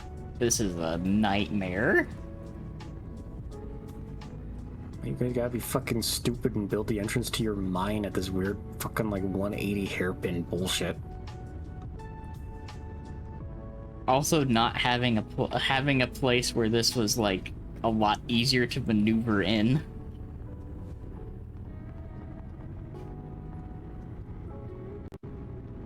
Like you'd think they'd have like an area sectioned off to help with deliveries like this.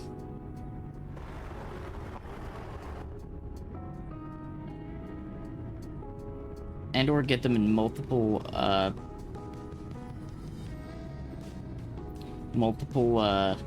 deliveries. Just like separate out the trailers and move them in one at a time. Yeah. But no, they want all three at once. Which is wild to me.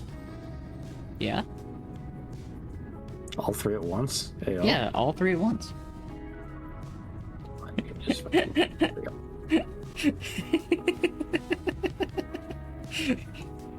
All right.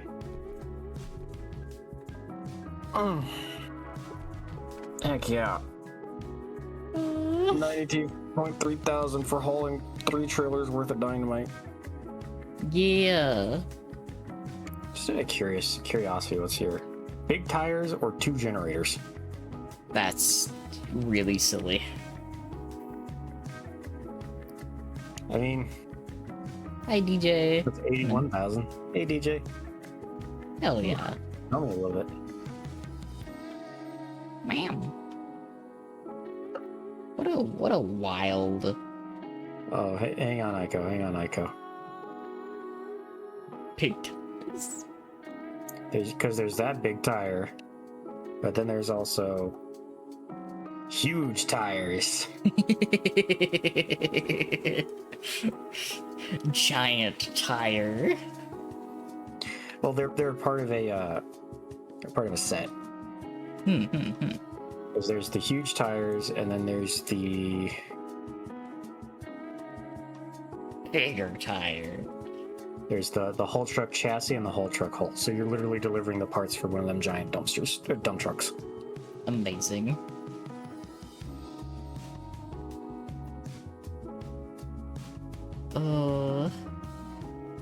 Also, just want to point out the weight of the haul truck chassis. Humongous tire DLC win.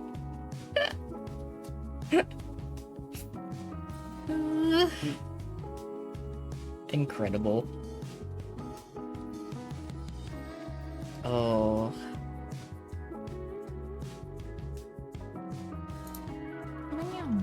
I love doing There's so many types. There's bus hoods. There's mooring buoys.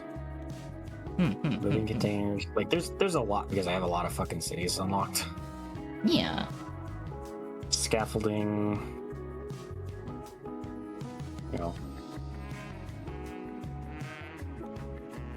lots of things.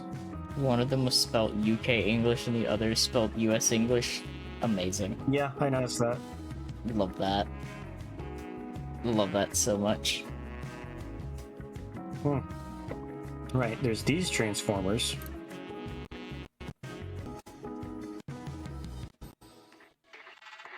And then there's this transformer. Love The it. 123.5 thousand pound transformer type. Incredible. What's wrong The, looking the, dude? the type that you put in a substation. I go by a lot of those. So By the often. way, you need this trailer to get one of the achievements. Makes sense. It's at a weigh station way more than 150,000 pounds, I think. So like you basically need that, a big truck cab, and a full tank of gas to get that achievement. Incredible.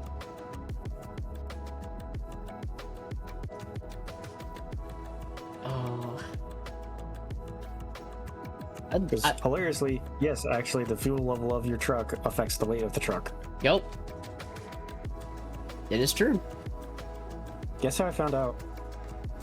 How did you find out?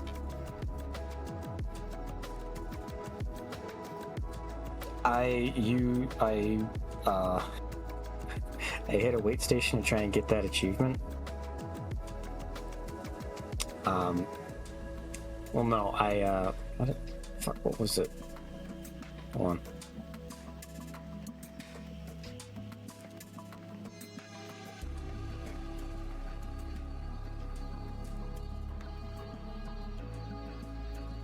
Oh, no, I think I just noticed that, just offhandedly. Yeah. But the thing is, and the thing I'm hinting at is, there was one time I hit a weight station to try and get that achievement, but I had used just enough fuel getting to the weight station that I was ever so slightly under and missed the achievement.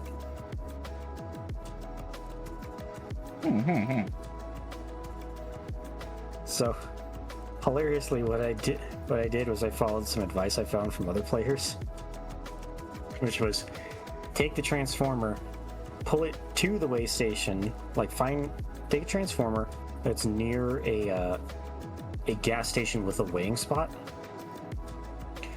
pull into the weigh station like you're going to weigh yourself, unshackle from the transformer, go get gas, back up, reconnect to the transformer, and then weigh yourself. And it worked. I got the achievement. That's so funny. That's so funny. Don't mind the quick flash of the alt tab menu real fast. Understandable. You're all good, Squid. Just alt tabbing a little early to get over to Twitch to help with the raiding. Yes. Where are we going, Cat? We're gonna go to a good friend. Yeah. Who I haven't rated it in a little bit. Huh. What? It would help if I typed correctly. Yeah. We are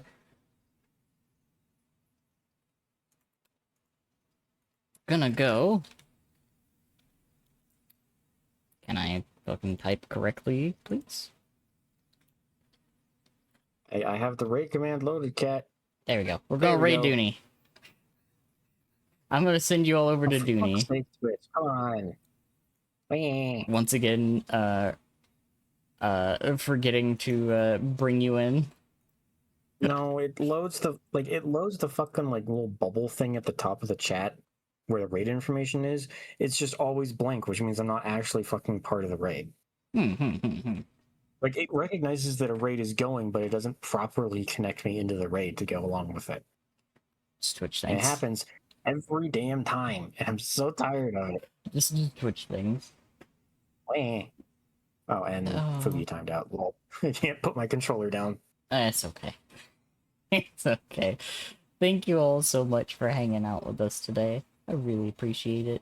And a big thank you to the squid for driving me around and doing these little deliveries. This was fun. I like getting to yap and watch the squid drive big truck.